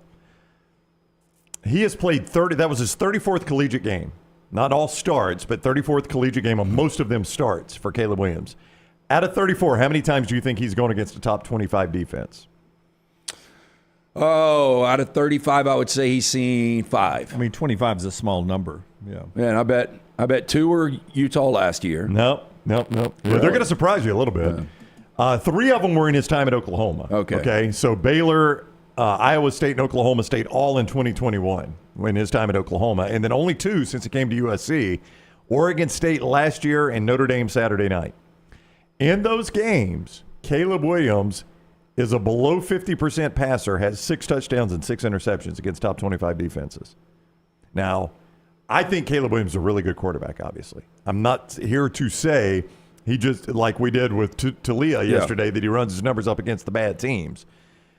He's a really good quarterback. But those numbers tell you, now it is a small sample size, but when he faces a top 25 defense, it hasn't always gone great for him. Well, and you got 4 of those coming up on your schedule, because you've got Washington, Oregon, UCLA, and Utah this weekend. So, I mean, we'll see. That's alarming. Yeah, that's alarming, if he struggles and loses 3 of those 4 games, then we go back to the Drake May conversation. Yeah, Utah is 9th nationally. UCLA is 11th nationally. Oregon is 13th nationally. Those are the 3 he'll face. Okay, so Washington's got to be close, though. Yeah, I'd have to find Washington, Lance, and they may be able to work their way up into the top 25 by the time they play, but those are the top 25 guaranteed that he's going to face. A little Caleb Williams for you there. Trash is coming up, then Trent Dilfer to end the show today. That's being brought to you this hour by our friends at Champy's, world-famous fried chicken, Highway 119 in Alabaster. Sterling and the crew can hook you up for lunch or dinner. It's a great date night location, great place to watch the game and enjoy the bar there. That's behind Sterling and me in the picture there. Great drinks made. The hand cut chicken fingers, the brine the night before, cooked to order, deep southern fried chicken, the Mississippi Delta recipe tamales, and all the goodness that you get at Champy's world-famous fried chicken, Highway 119 in Alabaster. We'll get to trash when we come back on TNR. Start each game week on Monday morning live with ESPN's Tom Luganville and Jim Dunaway. 7 a.m. everywhere you get the next round. The extra hours of sunshine are back on the clock, and that means it's time for golf at Timberline, a short drive from Birmingham or Montgomery. Go to timberlinegc.com, timberlinegc.com to book your tee times, schedule a lesson, or just drop by and use the TrackMan technology on the driving range. The course is always fun, in great shape, and you can even become a member. Get all the details at timberlinegc.com. It's time to get your golf on with our friends at Timberline. A legendary coach once said, "It's not the will to win that matters, it's the will to prepare to win." Bryant bankers have the dedication and experience to put together a financial game plan that's right for you. Stop by one of the 7 Central Alabama locations today or give them a call at 1-855-4-BRYANT to begin preparing for your financial future today. You'll find out what unbeatable service and legendary results are all about. Bryant Bank, Equal Housing Lender, member FDIC. Going to a big football game? Walking around all day? Then you'll want comfortable shoes. This is Wes McClooney, owner of the New Balance Birmingham store. Score a touchdown with a new pair of ultra-comfortable running or walking shoes. Come to the New Balance Birmingham store. I'm telling you, we'll make sure you have a perfect fit and we'll treat you like the starting QB. Our job is to make sure your feet are happy. Visit the New Balance Birmingham store on Highway 280 next to Chick-fil-A. Your feet will thank you. Football season is here, and Legacy Credit Card is just what you need to manage your spending safely and wisely. Credit cards offer better consumer protection against fraud when compared to a debit card, which is linked directly to your bank account. Legacy offers rates as low as 8.9% APR on credit cards compared to major card providers who advertise rates as high as 29% APR. Look no further than Legacy. Open a credit card online in minutes at legacycreditunion.com/join. APR's annual percentage rate, rates, and offers subject to change. See website for details. Federally insured by NCUA. Want more of the show? Download the app or visit nextroundlive.com for the latest podcast. The Mystery Fifth Hour, our Not For All Ages podcast, The Last Call, and our entire Double Down Media podcast family. All at nextroundlive.com and on the Next Round app. Stop by the New York Butcher Shop and pick up the finest in certified Angus prime beef steaks and burgers, premium pork chops, ribs, and all-natural chicken cut to order just for you. Their chef-prepared entrees and side dishes are the perfect dinner-to-go choice for your family and are ready to heat at home. With a great selection of fine wines and desserts, the New York Butcher Shop is your one-stop dinner shop. 2 locations to serve you, Cahaba Heights and on Highway 119 in Greystone. The New York Butcher Shop, rare quality, well-done service. Want more of the show? Download the app or visit nextroundlive.com for the latest podcast. The Mystery Fifth Hour, our Not For All Ages podcast like Bama and Bourbon, and the entire Double Down Media podcast family. All at nextroundlive.com and on the Next Round app.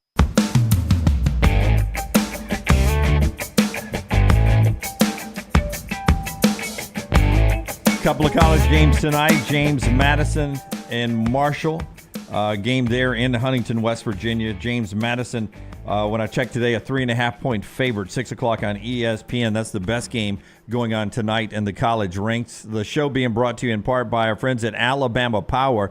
If you're getting ready to download a new app, take time to download the new Alabama Power app, because right there you can set up payment plans. You can check your usage at Alabama Power, get some alerts if it becomes a high usage. It may be something that's going wrong in your house or something. Also let you know when power is going to be restored, if it's an outage going on. Just everything to manage your account right there. Download the mobile app by searching Alabama Power in your app store, or just visit alabamapower.com/mobile app, alabamapower.com/mobile app. Brownie? I was going to update this story. Dan Wetzel, our buddy, is reporting that along with Ross Dellinger, Yahoo Sports, the University of Michigan is back under NCAA investigation. Oh, wow. Harbaugh running quite a program here recently. This time, though, it is for last time it was for he basically lied about buying a cheeseburger. This one I find a little bit more interesting. The NCAA is investigating whether or not Michigan has been sending scouts to games featuring their future opponents and possible college football playoff opponents. Now, you may ask, why is that a problem? Why is that a problem? It is a rule, and here's why. Teams are provided coaching film, obviously, but that coaching film doesn't have the hand signals from the sidelines in it. And the reason the NCAA prohibits you from doing in-person scouting is you can then steal the hand signals, basically. Now, you can do it during the game. There's no rule against it during the game.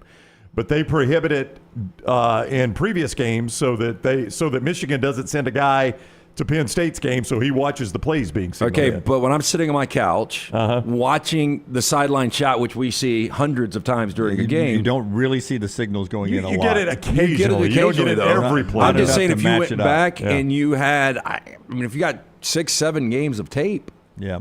It's even against the rules in the NFL. Like the recording devices. Yeah. I know with Belichick. And in the NFL, they're radioing it in most of the time. That's what they were recording was the sideline signals and such like that. Well, here would be my other question. How in the hell would you get caught? It's a good question. Yeah, you get turned in. I mean, I know, but how do you know to turn somebody in? You bundle up and you go to Champaign and you're like a regular dude with a toboggan on. How do they know? Yeah, I don't think they're rolling in Michigan gear. Well, I mean, or who knows? Maybe they were. Maybe they are. I don't know. The Patriots were getting credentialed. Yeah. And going to the other teams when they got caught. All right, we got Trent Dilfer in the next segment. So let's get to trash here, brought to you by our friends at Mortgage Right. Hit it, Rockstar.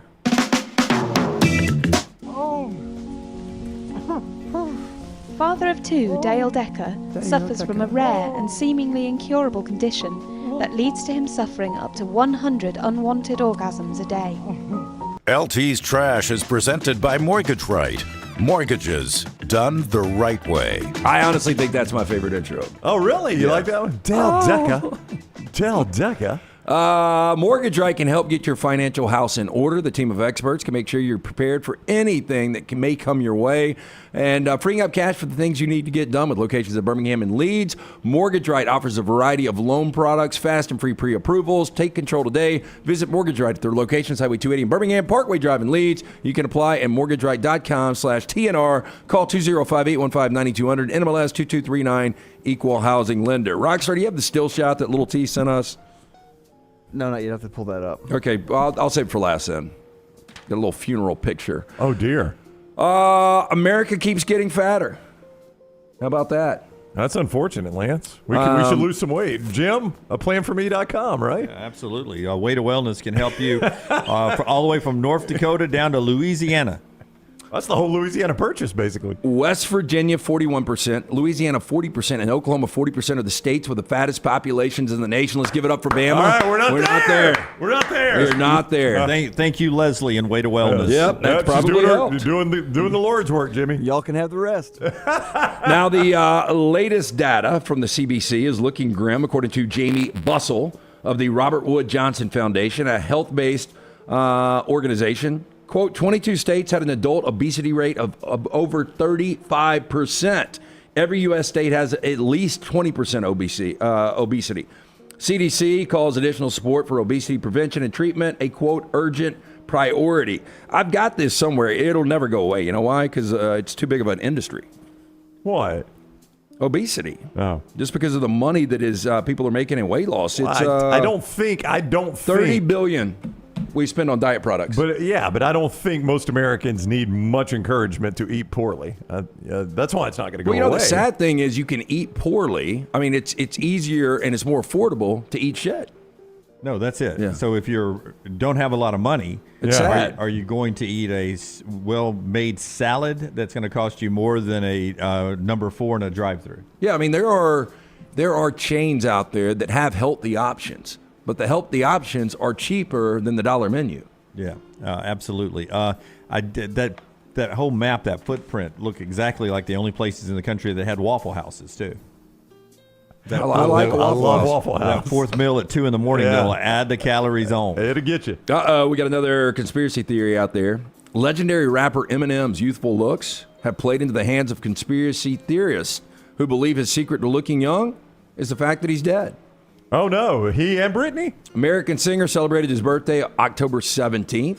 Or did he? Because according to some theorists, Slim Shady singer died in 2006, and we've been left with a clone. I'm back. I hate when they leave us with a clone. Look who's back. Hey, Back again. I will say he does look different than he used to look, but everybody looks different with age, right? Yeah, he does, but it's the coloring of the beard and his hair that is unrealistic as he ages. Fans point out that his appearance they pointed out a huge change in the jaw shape, which could just be the fact that he's got a beard and he's gotten a little thicker. He's got little jowls now. He's put on a little weight. And the overall facial structure, which, I mean, he doesn't strike me as a guy that would get Botox, but 100%. Possibly. Look at his eyes, especially around the right eye. He said not only Botox. Look, he's had a little surgery. Oh, you think some plastics? Right around the right eyes. He's had some tucking. So help me out here, though, now, because Damar Hamlin's clone never played in a game. He was just making appearances on behalf of Damar Hamlin. Has Eminem's clone done a concert? Well, he did the Super Bowl. Oh, that's right, yeah. Okay, he retires all the time and then comes out with a new album. So he's as good as the actual Eminem? I don't think we've seen Damar play. That's what I'm saying. Yeah. Well, no, he's back on he played. Oh, yeah. He's played. He had a big game in like week 2. Yeah. God, he wasn't on the active roster for a while. Yeah, no, he's back. Okay. He was on the active roster against Miami. Yeah, I think that was his first game back was when Miami went up there and lost. How about this? Of course. Mexican drug lords are being buried in bulletproof narco mausoleums. Bulletproof? They're dead? With luxury rooms and Wi-Fi. Now, some of Mexico's, and I've got a theory on this, some of Mexico's most notorious drug lords are buried in the narco mausoleums that you're seeing right there, complete with Wi-Fi, 24-hour air conditioning, and even satellite TV. Okay. Now, many of the burial mansions belong to deceased members of the infamous Sinaloa cartel, one of the most powerful drug trafficking organizations in the world, once led by El Chapo. No, I think this is good meeting places. Yeah, that's where they go, yeah. You can't wire these places up if you're the feds, right? So this is El Chapo's gang. And they are reportedly worth, I've seen the number. Does it have it in the story? It does. I'll see if I can find it. Lance, it's an incredible number. I know they did have one guy forked out $550,000 for his own tomb. But I could see this. Tony Soprano used to meet Junior in the doctor's office. Yeah. So you got to have a meeting place, right? From the annual revenue, they estimate with the Sinaloa cartel is $39 billion annually. 39. So what the accountant's saying? $39 billion. That's just estimated, Rockstar. I don't think they're Is reporting Marty Bird on those books? $39 billion. Can you imagine that? That's a lot of money, man. It is. So 1980s action hero Chuck Norris, who we don't hear nearly as much about as we used to. Yeah, because he is teaming up generation now with Vanilla Ice, you see in the middle. And on the far right, I have no idea who Sophie Monk is, but I like. We don't hear a lot about Vanilla Ice anymore either. That's true. Yeah. You're about to hear about all three of them. Yeah, they broke through in the 2000s, or she broke through in the 2000s with the band Bardot. They've been revealed as the stars of the new action comedy coming up, Zombie Plane. Oh. Now, the project is being backed by Studio Dome's Entertainment Squad and Aussie producer-distributor Radioactive. Now, the story, you guys listen in on this, centers on a secret government organization that recruits celebrities to be undercover agents, because nobody would know who Chuck Norris is. That's right. Yep. That's right. They work together. They look to save humanity from the imminent zombie attack. Now, all three play versions of them themselves, with Norris as a, quote, commander, of course, who mentored and trained stars into becoming deadly secret agents, including Vanilla Ice. Now, when passengers on the jet flying from Sydney to L.A. become infected with new strains of the zombie viruses, Vanilla Ice, Sophie Monk are forced to team up to contain the contagion before the U.S. Air Force shoots it out of the sky. You know, that's I'm already tense. You see his hat. That's why we send those angels to the firing range there to learn how to shoot that machine gun. Got to wrestle them angels. Yeah. Did you say that's a Scorsese film? It is not, Oh, Brown. it's not? I would think that, I'm just guessing, Chuck Norris, 82. Wow, he looks. That's a recent picture. He's in his 80s. Is that a recent photo of him? Actually, you put a black hat on him, he looks like Eminem. Walker, man. Well, if that's a recent picture and he's 82, that's pretty good. I don't Is think that a piece, Brown? Huh? Is that a piece? Yeah, that's a piece. If he's 82, it's 100% a piece. Yeah, there's no doubt. That's Oh, fake. yeah. You can kind of tell. Like, the Bill Self, you guys are incredible pulling that out. I can see it a little bit now. Yeah. But that looks kind of like doll hair, doesn't it? Yeah, that's 100% a piece, especially if he's 82. And he's coloring his beard. That's okay, though. I got some stupid expensive things for the super rich. The Louis Vuitton toilet. Somebody has paid $100,000 for this. You close the lid, and it's got a Colorado buffalo on the top of the lid. I wouldn't be comfortable sitting on that thing. It just looks terrible. It really does. The Hermes bucket, $940. Finally, I've got something to piss in. Is that how you say that company? It's Hermes? a solid H. Oh, is it? Yeah. I've always called it Hermes, which kind of sounds like something you don't want to get. Right. I got that herpes bucket. That's a Hermes, sir. Wife has been asking for it. Hermes. What do you use that bucket for? Oats? I don't really know. It doesn't. It's a appear, $900 bucket. It doesn't appear very functional to me. Don't touch it. It's $900. We've got a tin can from Tiffany's for $10,000. I mean, are you serious? Literally pissing away money, right? Yeah. I mean, how am I going to beg for quarters if I don't have a high-quality can? It's a phone, man, for your friend. Another Hermes, the gum holder. Boy, Hermes. $1,250 for a gum holder. Did you say herpes gum? Hermes, man. Give me some of that Hermes. Balenciaga, I think is how you say it. Our man... that's a clothes hanger. Our man T.J. Miller had the pair of shoes on, sneakers. Oh, did he now? But this is a men's trash bag tote, almost $1,800. Hold on. I don't have that one. Damn, I thought I had it. Okay. It's a white trash bag with a red strap. Oh, yeah. Wow. Okay. Oh, really? I've got those in my house. They got blue straps, though. No, these are much better. This is a tote bag. Oh, it's a tote bag. What do you think a Peanuts hoodie would cost? If it's any more than that one right there, $29.95, it's overpriced. Yeah, I'd say it's probably about $49. That is from Montclair. It is $935. Wow, you can't go wrong there. For that. You know how many next round hoodies you could get for that price, guys? Yeah, nextround.store and see. Finally, here is Little T found this. This is a funeral. And this is an Ohio family. They honored their dead dad by making him the I in the final OHIO in the open casket. Ohio State's famous cheer. He's mailing it in, too. He's not even trying. At least prop him up. OHIO. Is that the priest that's over? The last O is a priest? It kind of looks like that, Jim. I don't know if it is or not. I like that, man. It's like wife, daughter, the lady that runs the church, the deceased, and the priest. And Stanley. Can you be an O for us, please? Look, my coping mechanism is humor. I make jokes about stuff that's probably not appropriate at appropriate times. Listen, it's their deceased individual. If they want to have a nice, fun picture at the end, they should be able to do that. Guarantee you he was in on this. No, I don't think he minds at all. I mean, clearly he doesn't. Sadly, he's going to get put under the same week as his Buckeyes are by the Nittany Lions. Wow. Boom. Done away. Both are going to get buried. Yeah. Hey, they're serious. But only one will be praying to Allah. Oh, God. The other headline. That was such a good headline. Yeah. All right. That's our trash today. Trent Dilfer coming up. Tell us about Mortgage Right. Buying a home, major milestone in life. Getting it right comes under the right advice at the right time. That's why we're proud to partner with our friends at Mortgage Right who do mortgages the right way. Call today, 205-815-9200 or mortgageright.com/TNR. And our Champy's Chicken post of the day over in the Vulcan Tire and Automotive chat room comes from BD, who writes, Alabama's offense is like that neurotic girlfriend.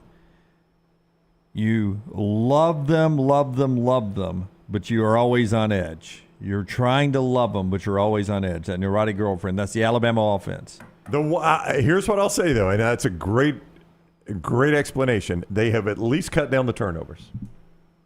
I mean, that's the one thing you got to say is they've at least cut down the turnovers. We will see what Alabama does this week with Tennessee. When we come back, we'll talk about UAB and Trent Dilfer as the Blazers get ready to roll into Protective Stadium for another contest after a wild one at UTSA. It's coming up next right here on TNR. Take the next round anywhere you go with official Next Round gear. Buy yours today at nextround.store. IV therapy, B12 injections, cryotherapy, and compression therapy all under one roof. It's our friends at HydroLive. Mention Next Round at checkout. Save 20% off any service. HydroLive's got 3 locations, Homewood, Tuscaloosa, and coming soon to Greystone. No one does happy hour like Twin Peaks. Whatever your preference, we have everything from tequila cocktails and an extensive bourbon category to top shelf spirits and cocktails served over ice balls.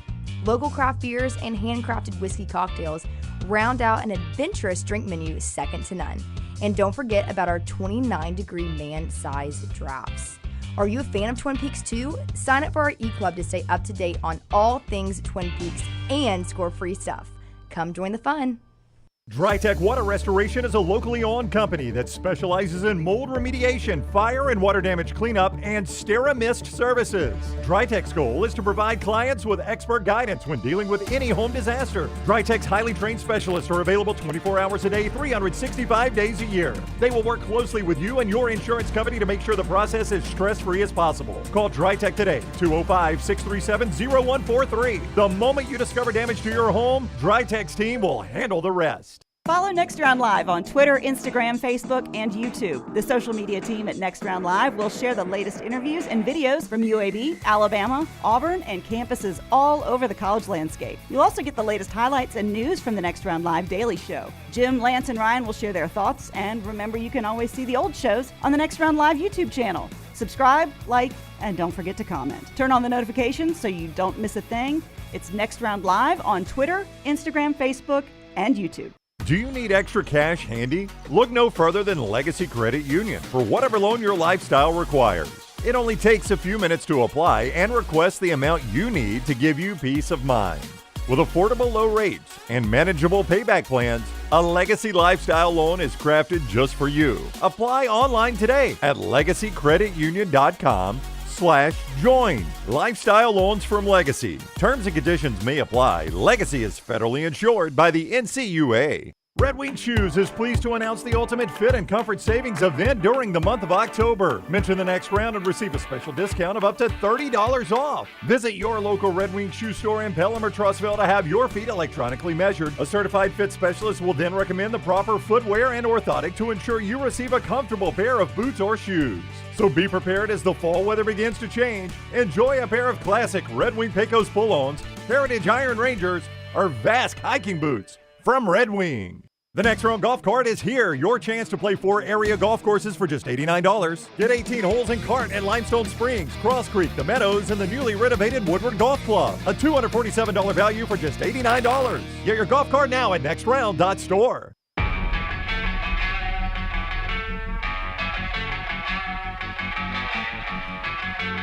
Battle for the Bones back, and everyone's excited about it. And you need to show your support. Get to Protective Stadium this weekend, Memphis and UAB, getting ready to roll. Our interview with Trent Dilfer brought to you every week by our friends at Legacy. The holiday season's upon us, and a Legacy credit card is just what you need to manage your spending safely this holiday season. Legacy offers rates as low as 8.90% APR, and other credit cards are 1,000% or something like that. Look no further than Legacy for the best credit card this holiday season. LegacyCreditUnion.com/join. LegacyCreditUnion.com/join. APR is the annual percentage rate. Rates and offers subject to change. See the website for details. Federally insured by the NCUA and a proud sponsor of UAB Athletics. It's our friends at Legacy. Memphis is at UAB, 11 o'clock kick at Protective Stadium. Coach Trent Dilfer is with us now on the JohnstonRVCenter.com hotline. Welcome in, Coach. How are you today? What's up, boys? Not much, just hanging out. So since you've gotten this job, I'm sure it has been explained to you how big a rivalry this is that goes back a number of years. How many times have you been told about the battle for the Bones? A lot. It's been awesome hearing about it. It was part of my interview process, making sure I understood the gravity of it. And being in Tennessee my last 4 years, understand I actually have an objective opinion how the ribs in Birmingham are exponentially better than the Tennessee ribs. So, hey, so you look at this team, and Memphis sitting at 4-2. Their only losses to a really good Missouri team, 1 possession, and then to a Tulane team you guys are really familiar with by 10 points. I mean, this is an offense that can score. They can run the football with Blake Watson. It's going to be a big challenge for the Blazers. Yeah, and especially since we're not playing great ball, every game's a big challenge, but they bring a unique challenge. They're very talented. They got a lot of playmakers on both sides of the ball, well coached. Playing hard. I think that especially defensively, they're playing exceptionally hard, really buying into their system and how they're playing ball. So, it's a great challenge for us, but one we're ready for. We've talked about all year long. We love the battle. The battles haven't turned out the way we wanted them to, but we still love coming to work every day as a group. We had another really good practice today. I compliment the guys on how hard they're working and how much they're invested in this process. And hopefully we see some fruit to our labor come Saturday. What worked for Jermaine Brown last week that you think can carry over into this game this week against Memphis? Well, one, he's healthy. He played the first part of the season not being healthy. He missed most of training camp and then came back and was still finding his way with his injury that he sustained in the spring. So Henley Brigham deserves a ton of credit, our running back coach, and really a mentor to Skull. Really came to me with a plan to rest him early in the week, trusting his professionalism with his study habits and how engaged he'll be at practice, giving him an extra day of rehab each week. And we started that a few weeks ago, and it's been magic seeing Skull come back to practice. He really doesn't have a full speed practice till Thursday, and the bounce in his feet and his energy, and he's caught up to speed on all the schemes and works hard with his other stuff so that he's ready to rock come Saturday. Coach Trent Dilfer is with us. He joins us each week on the JohnstonRVCenter.com hotline presented by Legacy Credit Union. We spent a lot of time talking offense with you. I do want to talk about your defense because I don't know if yards per play is obviously an important statistic. I don't know the one you hang your hat on defensively, but yards per play has consistently come down over the last 4 or 5 weeks. What is causing that with your defense? Why has your defense been able to do that better? Well, they're getting better, and I feel bad because, the defensive staff tried to do something that was my mind's eye defensively. And it just didn't fit who we were yet. It will one day, but it doesn't fit what we are yet. And so it took them some time to kind of find our identity defensively. And now we're finding our identity, what we are with the 4-man front, the 3-backer profile, subbing base to nickel. Personnel's revealed itself as it always does throughout the season. They're playing faster. They understand their rules and responsibilities better. They're still playing inconsistently, and that's what's costing us on the scoreboard, but there's a lot more winning downs. There's a ton more of downs that we're winning on defense, and that has to get better. Please don't hear me wrong. We're not even close to where we want to be defensively, but you're seeing that steady improvement each week. In fact, every week when I'm being bullish about how we're practicing, many times in my mind, I am thinking about defensively. I spend a lot of time watching them, kind of trying to figure out our growth process there, and they're getting better every week. And I would say this week is one more example of that. Now they're challenged this week. This is an explosive offense, a very accurate quarterback that has very good eyes, reads coverage as well. So they have a big challenge, but I am seeing the steady improvement. I think a lot of it is just because they have a better understanding of who they are this year. One of the ultimate consistencies in football is turnovers and penalties will get you beat. 11 penalties, 3 turnovers last week against UTSA. Is there a way to not coach around penalties, but to be able to coach guys up from penalties, if that makes any sense? And penalties have not been a huge deal for us this year. I mean, we've had some, I think every team has some. They have not been the headliner. We work really hard with the disciplines of practice to not be penalized. I think we had way more procedure penalties last week offensively than we've had in the past. I think we had 4.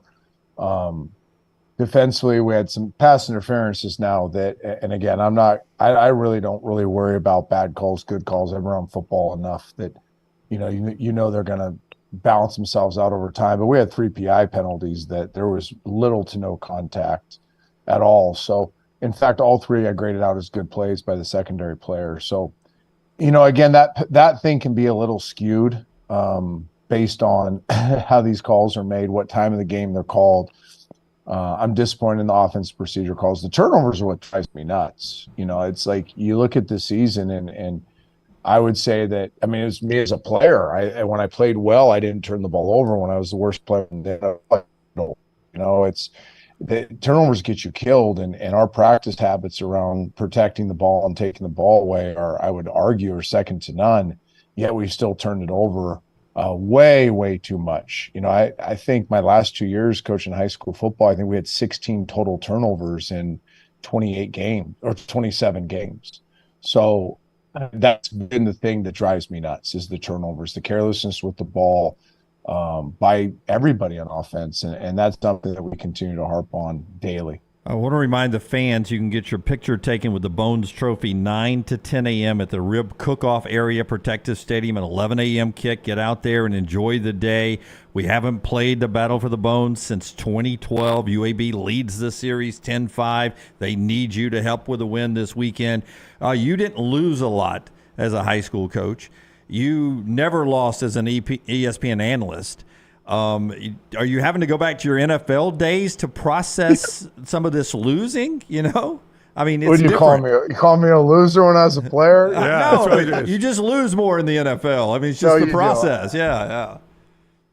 Trust me, you don't forget the losses. So, in fact, I haven't remembered many of the wins. The losses stick with you forever, especially the hard ones. I really went into the season with a mindset on the process and the journey and whatever you want to call it, and making sure we're getting better weekly. I think that's the best thing you do as a head coach is make sure your building's getting better on a daily basis. I thought we'd have way more wins in here than we do right now. But regardless of the record, I do see massive growth within this building. I see growth in our players on and off the field. A lot of people don't agree with what I have to say, but I firmly believe in their habits off the field carry on to the field. We have over 1,000 hours of community service with this team alone since January 1st. That's a remarkable number. That's not a little number. That's a remarkable number. So they're growing in so many different ways, and eventually that's going to surface with wins and losses. And I've seen this happen in the NFL. I've seen it happen with my high school team. I've seen it happen with coaches and general managers that are my best buddies as they built programs. And I'm very confident it's going to happen here. It's not happening as fast as I would like. You've always been a big preparation guy going back to your playing days. NFL quarterback to FBS head coach. What are the hours spent leading up to a game? Just in a typical week. They're pretty similar, I would think. I'm trying to I can do it real quick where we have like a minute 30 or something. In the NFL week, I would play on Sunday. Monday, I'd work about 8 hours. Tuesday, I'd work about 8 hours. Wednesday, I'd work about 14 hours. Thursday, 12. Friday, 7. Saturday, 4. College head coaching job, play on Saturday. Sunday, work about 10. Monday, work about 14 to 16. Same thing on Tuesday. Wednesday about the same, maybe 2 hours less on Wednesday. Thursday's a shorter day. I'll get out of here and go on a date with my wife about 5:30 tonight. Tomorrow is probably an 8-hour day. So I would guess probably 10 more hours during the week as a college coach. But I mean, we grind. I don't know any other way. And you'll do anything to win. 5:30 date, man. I'm late 50s. That's when I eat dinner too. That's you're too young for a 5:30 dinner, dude. That's when I'll meet her. 6:15 reservation. But okay. I am getting old, man. I was recruiting last night from bed at 9:30. So I just got my full-time progressives. It's my second day ever wearing glasses. So trust me, I'm feeling my age every day. Are you still filling out the restaurant scene? I mean, I think by now we've got great restaurants in Birmingham, but have you found one that's kind of a go-to, and you don't have to say it by name, or are you still sampling all over the area? We definitely have our go-tos. I don't want to offend the other ones that may think they're our go-tos. But it's amazing. I've sampled them all. Tonight's a new one. I've not been to Helen yet. So my wife and I are going there tonight, 6:15. If you want to come razz me for being 2-5, you're not going to shake me at all. I got booed out of an Outback one time, my wife and I, after throwing 4 interceptions. Hey, that bread and butter. Everybody stood up in the Outback and booed my wife and I, trying to get us to leave, and we sat down and ate our dinner, so we're not going to flinch. Helen is great. He is probably the biggest Helen proponent on the panel here. We've all been. Just don't fill up on that incredible butter and bread because it will be tempting. The Angel Biscuits, the butter they bring out with those Angel Biscuits, I could eat it off 2nd Avenue, Coach. Yeah, I'll probably partake in quite a few tonight, be my guess. Yeah, it is fantastic. How do you like the ribs? You a wet rib, dry rib, spare rib? I'm a both. Yeah, I'm both, man. I like all ribs. Joe Malou from Full Moon came out Tuesday, did a full pig for our players, had ribs, dogs, burgers, but he had all different kinds of ribs, and it was amazing. I can't get enough. I mean, in fact, I got to stop talking about food so much because I lost all that weight. Now I'm starting to gain it back. So I got to be a little careful with these biscuits and ribs and everything else. Birmingham will put weight on you now. I'll go ahead and tell you, Coach. I've been here my whole life. All right, he is Coach Trent Dilfer. It's an 11 o'clock kick. It is on ESPN2, but you don't need to do that. You need to go to the game. Battle for the Bones. We love rivalries in this state. This state is built on college football rivalries. This is a good one. UAB and Memphis, go support the Blazers at Protective. Best of luck, Coach. We'll see you next Friday. Or Thursday. Next Thursday. Yeah, I really appreciate you guys. Thank you. All right. Thank you, Coach. Take care. That is Coach Trent Dilfer with us on the JohnstonRVCenter.com hotline presented by Legacy. Yeah, for all the checking and the Legacy credit card and you get ready for the holidays, do all that at LegacyCreditUnion.com, LegacyCreditUnion.com, federally insured by the NCUA. All right. Final thoughts here. Brown, unless you have something. I got nothing, man. Give me that glance. Okay. I got nothing. Final thought here from what could go wrong, right? What could go wrong?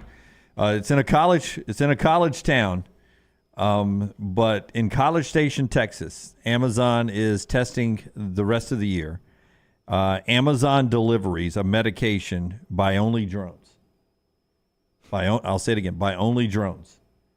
From the delivery center in College Station and Bryan in that area, the drones will fly your medication to your house, and then from around 13 feet above your house, drop your medication at your door or front or back door. I don't take Valtrex. Especially cushion packages from about 13 feet, the drone will drop.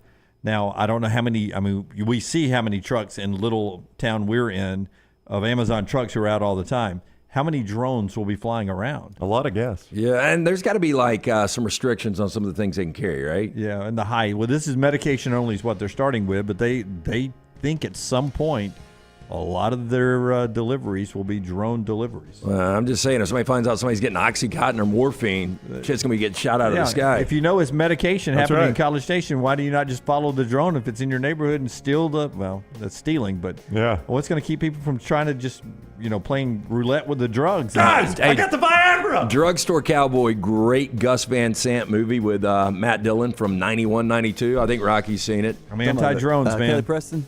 Yeah. Anti-drones. No, Roller Girl, Heather Graham. Oh, yeah, my bad. Damn. Yeah. Kelly Lynch. Yeah. All right, that's our show today. It's about to sit down with Tyler Watts and do the Talk of Champions. That'll be out later on today. The overtime is coming up. It's the Village Vice today. A little Auburn talk as Auburn gets ready to play host to Ole Miss. You get that coming up here without changing the channel or the YouTube or any of that stuff. It's all coming up right next. It's the Village Vice. Until next time, God bless you and God bless America.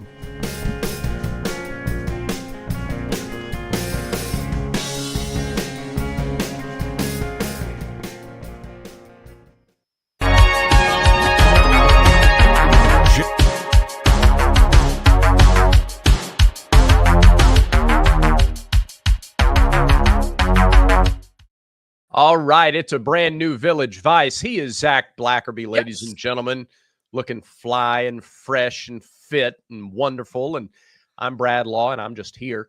And Zach, it is Ole Miss game week. Yeah. And we start with some injury news.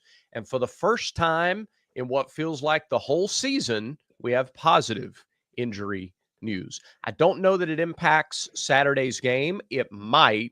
Chances are it's more impactful in the coming weeks. But Keontae Scott was back at practice yesterday. Austin Keys was back at practice yesterday. Damari Alston continued to practice as he recovers from a separated shoulder. Non-contact jersey, but he's a step closer. And that is nothing but good news for this team, especially defensively, that needs all the bodies healthy that it can get for the second half of the schedule. Yeah, my 3-year-old's on a Frozen kick, Brad. So when you said first time, I thought I was about to start singing for the first time in forever. That would have been really embarrassing for both of us for that to happen. But obviously, I think Keontae Scott's the biggest news here. I mean, he was electric in the short sample size that we've seen him to start this season. He was probably Auburn's best defensive player other than Jalen Simpson. But those two guys, we haven't really seen them be hot at the same time because they haven't been on the field at the same time that much. And it's easy to get excited about the possibility of that. And especially now that after this week, the quality of offense that Auburn plays drops tremendously until the Iron Bowl. and seeing these guys potentially be on the field at the same time in those matchups could give Auburn a really good shot at some of these toss-up games coming up. The 2 road trips, Arkansas and Vandy, then, of course, Mississippi State at home. You like to hear that. Austin Keys, we don't know how big of a deal that is, right? Because we haven't really seen what he's capable of in an Auburn jersey. It's easy to see some of the stuff that he did against when he was with Ole Miss previously, and it's like, okay, all right, the traits are there. He's very athletic. He can move well. We'll certainly see what happens if he's able to come back and get some game time. And, just for him, you'd love for him to make his return against his former team. He wants to play in this game. Yeah. But we'll see if he suits up on Saturday. Then Damari Austin, I think Damari Austin's the best running back on this team right now, Brad, but still, don't rush him back. Yeah. Damari Austin is more important next year than he is for the remainder of this year. I know he wants to get back out there, and I want him to get back out there because he's a delight to watch carry the football for the Tigers. But Ryan Batty's emergence, Jarquez Hunter is as steady as they come. And then I just can't watch enough of Jeremiah Cobb. So please, Damari Austin, I know you want to get back out there, but Auburn needs you more next year. That's my take on that. Love Damari Austin. Dude is thicker than a Snicker. Just an absolute beast. And yeah, whether it's this year or whether it's later, I do think you'll see Damari before this season is over. I don't think you're going to have to wait till next season. It's an interesting question. Let's say that you get a guy like Keys or Scott or Austin. Let's take any of the 3. And I'll admit, I was kind of hard on Austin Keys game 1 of the season. I didn't think he had a very good game. Of course, I didn't realize at the time that he was injured so early into that game. And so would love to see a full-strength Austin Keys for a several-game stretch and what he can add to the depth. But here's just a hypothetical, because we love hypotheticals. Fans love hype, especially in the middle of the week. If these guys at 80% can help you beat Ole Miss, but they cost you because they get hurt again, and now you don't have them available for the other games on the schedule, do you go ahead and play them to get the win over a nearly top 10 team? Or do you hold them out? Maybe you lose the Ole Miss game, but now you've got them 100% for Hail State, Vandy, Arkansas, New Mexico State, and the Iron Bowl. Yeah, I mean, I don't think any of them are going to get to 100%, right? I think that's the nature of college football and these injuries. Once I think they get to 80%, you're going to play them. Fair. And at that point, if they get hurt again, assuming the training staff has done their due diligence, and Auburn appears to have a really solid training staff with the way these guys are getting back in action and being able to play, I just think it's bad luck at that point. I don't think Auburn would put those guys back on the field if that was a true risk, Brad. That's just my gut instinct. I'm not a doctor. I'm not a trainer, obviously. But, man, I can act like one sometimes. But I don't think that's a real scenario. But to answer the hypothetical, I don't think it would be worth it. But I don't think that'll happen. I hope for the sake of the student athlete that doesn't happen. Yeah, sure. And there was no, the intimation is not that they would put them out there unless they're ready to go and compete full strength in game action. So it is an interesting question, though. If you could get the Ole Miss win, sacrifice another game somewhere on the schedule, a game or two, or if you lose to Ole Miss, you win the next 4. I don't know. Where does this game now, with what's left on the schedule, obviously it would be the second biggest win that's left on the schedule. The Iron Bowl would be 1, and Ole Miss would have to be 2, unless you consider one of the road games higher on the pecking order. I don't know. I think beating a top 15 Ole Miss team would be better than beating Arkansas on the road. And I mean, I guess the way I would answer that, and I'll ask you this question, which one's more likely? Auburn winning at home or Auburn winning on the road against Arkansas? I think Auburn winning on the road against Arkansas is more likely. I don't know. I think I'm squarely on the fence on that. I think I've got to see Auburn play much better on the road offensively before I have a high degree of confidence going on the road. Because like we talked about Sunday, it's not 1 game, it's not 2 games, it's now 3 games on the road where they just haven't been cohesive. offensively. And if they play like that, Arkansas will beat them. So you got to improve. You got a couple chances to get better. And I mean, that game's a month away still. So I think home wins are more likely than road wins, almost regardless of the opponent. Yeah.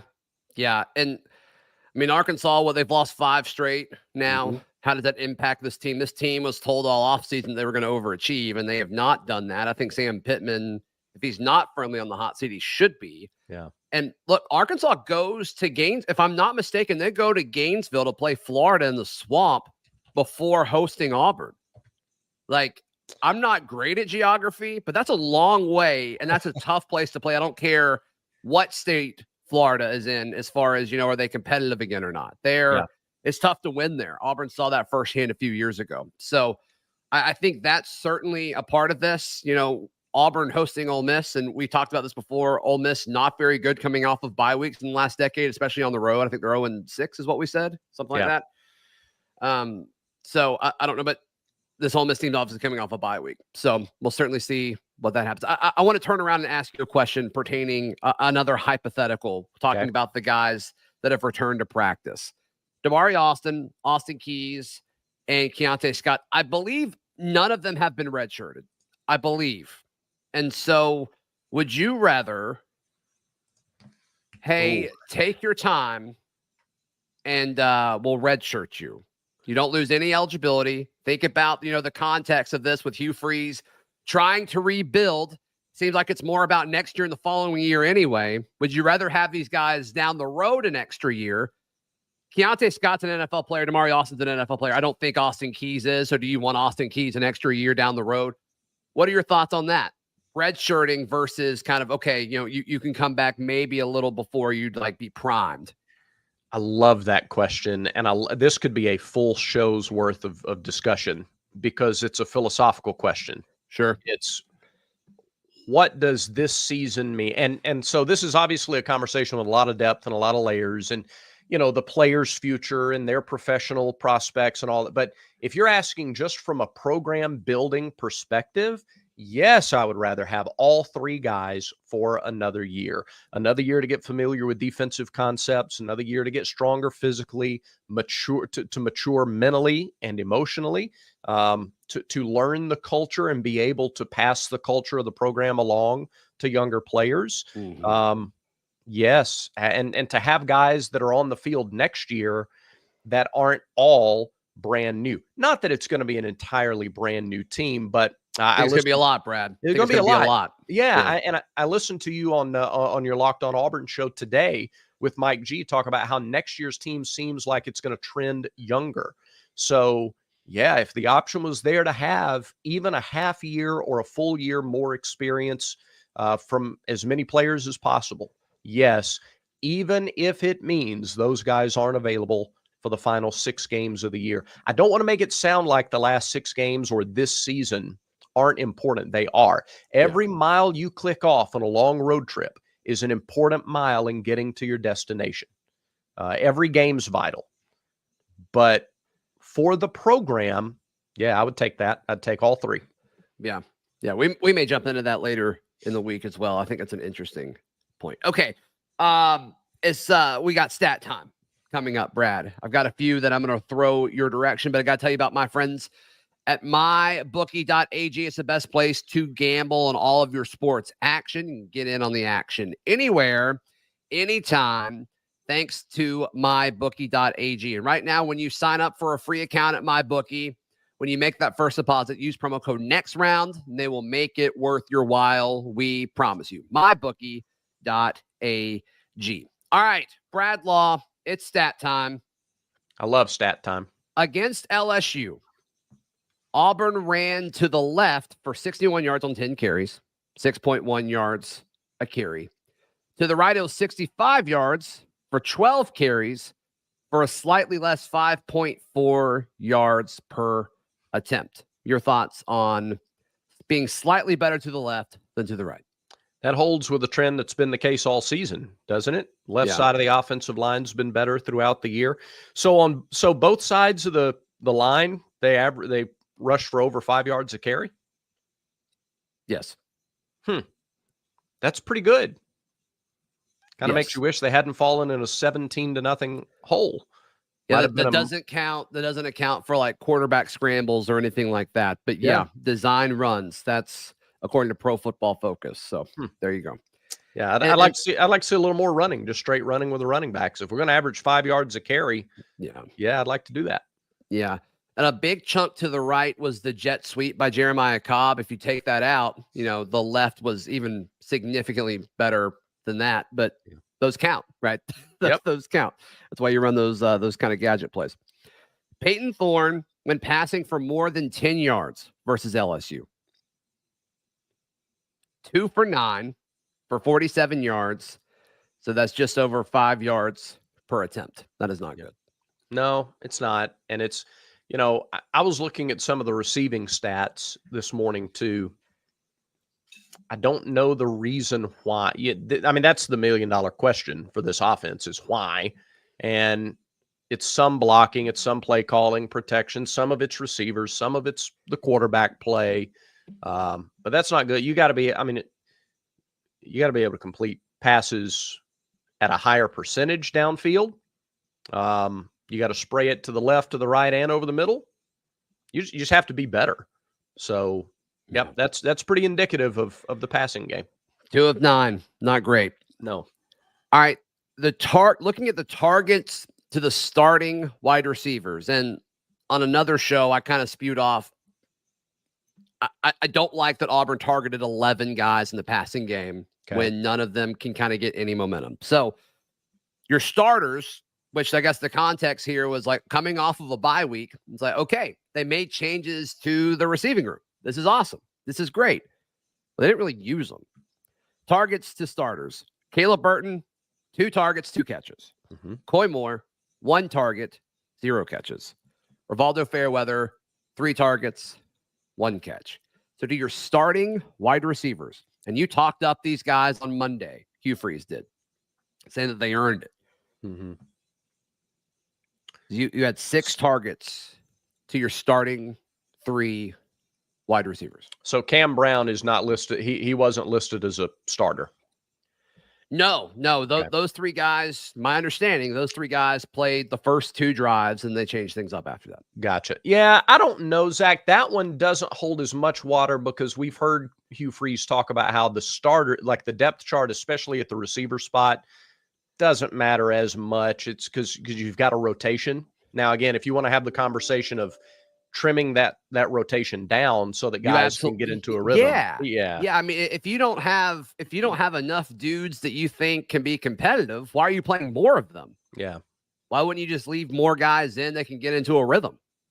Yeah, but I mean, if you say let's stick with your starters the whole way, then Camden Brown doesn't make those 2 catches on back-to-back drives. If you don't, and once again, I'm not saying you sub guys in and out, but like if you want to involve Camden Brown more, like he should probably be on the field to start the game. Yeah, that's fair. Yeah, that's a logical statement.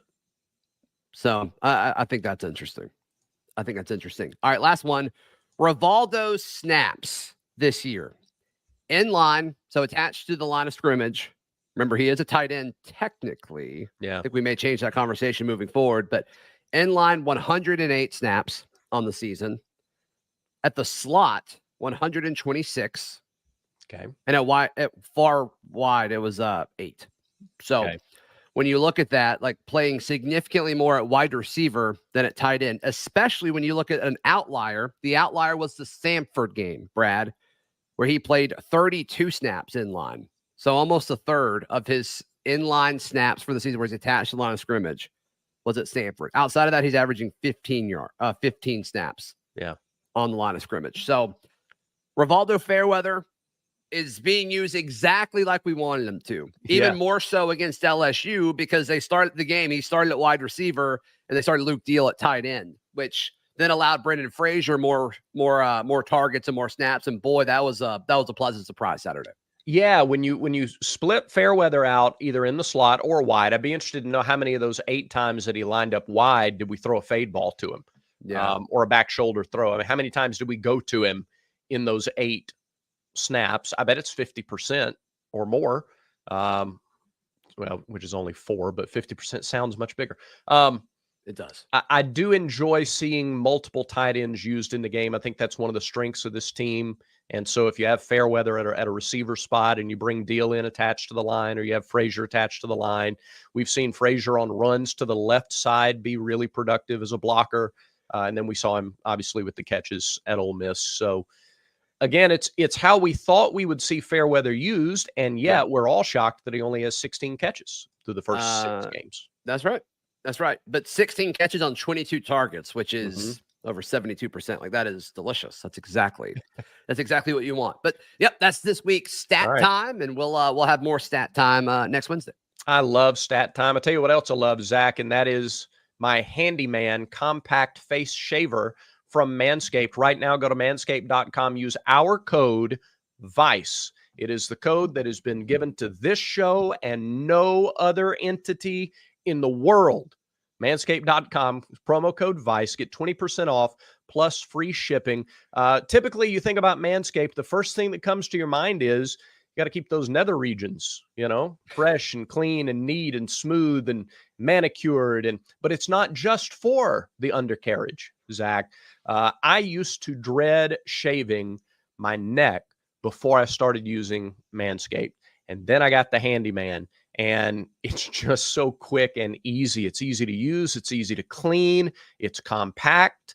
I cannot speak highly enough about the Handyman. So, you know what? If you care about those nether regions and the undercarriage, you need Manscaped. Even if you don't, even if you just want to be wild and woolly like a mammoth, you still want to take care up here, and you can do that with the Handyman right now. Get the Handyman, the lawnmower, all the other products at manscaped.com. Promo code VICE, 20% off and free shipping right now. I always love how you're going to attack that ad read. It gets me fired up. All right, Brad, we talked about this briefly earlier in the week, but mid-season changes, like how hard is that to accomplish? And obviously coming off of a bye week, it didn't seem that different. Some of the personnel decisions were different, which I agree with most of them. I think it makes sense. But in your mind, like, how much different can this team look? Barring something drastic, right? Like if Robbie Ashford starts against Ole Miss or any other game this year, like the offense is going to naturally look different. There's no question about that. But barring anything like major changing, which Hugh Freeze said at his Monday presser, like there's not going to be anything groundbreaking that's going to change, right? How much can this team improve? How much can things change for this team at this point in the season? It's a really good question. And we've seen some comments. Again, we read the comments on every show, and we appreciate your opinions and your input. And it's likely that some comments make it onto the next show. So keep on commenting and watching. So somebody said recently, last year with Cadillac, they revamped the entire offense, and that seemed to work just fine. It's a little more complex than just that statement, but you have to keep in mind last year, Cadillac was the interim head coach, and that was a team whose direction forward wasn't clear at the time. You were taking a group of guys who needed to be galvanized and finish the season the best way that they could. The next step after the end of the season was unsure. Now you're in a situation where you have a head coach with a plan. You know what the future is. You know your plan going forward. And because of that, I think it's very difficult to just change philosophies. It's like if you were trying to build a man cave, right? And you wanted to order 5 flat screen TVs, and they were coming, and they were going to be the very best TVs, and they were going to be the focal point of your man cave. But TVs are on back order for 3 months. You can't get them for 3 months. Well, do you turn it into a gym for the next 3 months? Do you take all the memorabilia off the walls, put up mirrors instead, and you order exercise equipment instead? Do you totally revamp your plan for the room for those 3 months? Or do you say, no, I'm going to continue to deck out this room to be a man cave. It's just going to take 3 months before it's finished. I think that's what you do. I think that you continue to be who you're going to be offensively, and you do the best you can with what you have. You compete like heck on Saturdays, and know that the process will continue to move forward because there is a vision and there is a plan. Can I say something unpopular? Sure. Just for a second. Sure. And the way the Auburn family came together at the end of the season last year was incredible. It was historic. If you were at that Texas A&M game, you will talk that Auburn Texas A&M game will be a focal point in Auburn lore for forever, right? Is there any revisionist history going on here? Are we remembering that team after Caddy took over better? Like, do we think it was better than it actually was? They lost to an average Mississippi State team. They went 2-2, and their only solid win, they scored 13 points. Like, let's don't act like this team was really, really good at the end of last season. Was it better than it was? Maybe.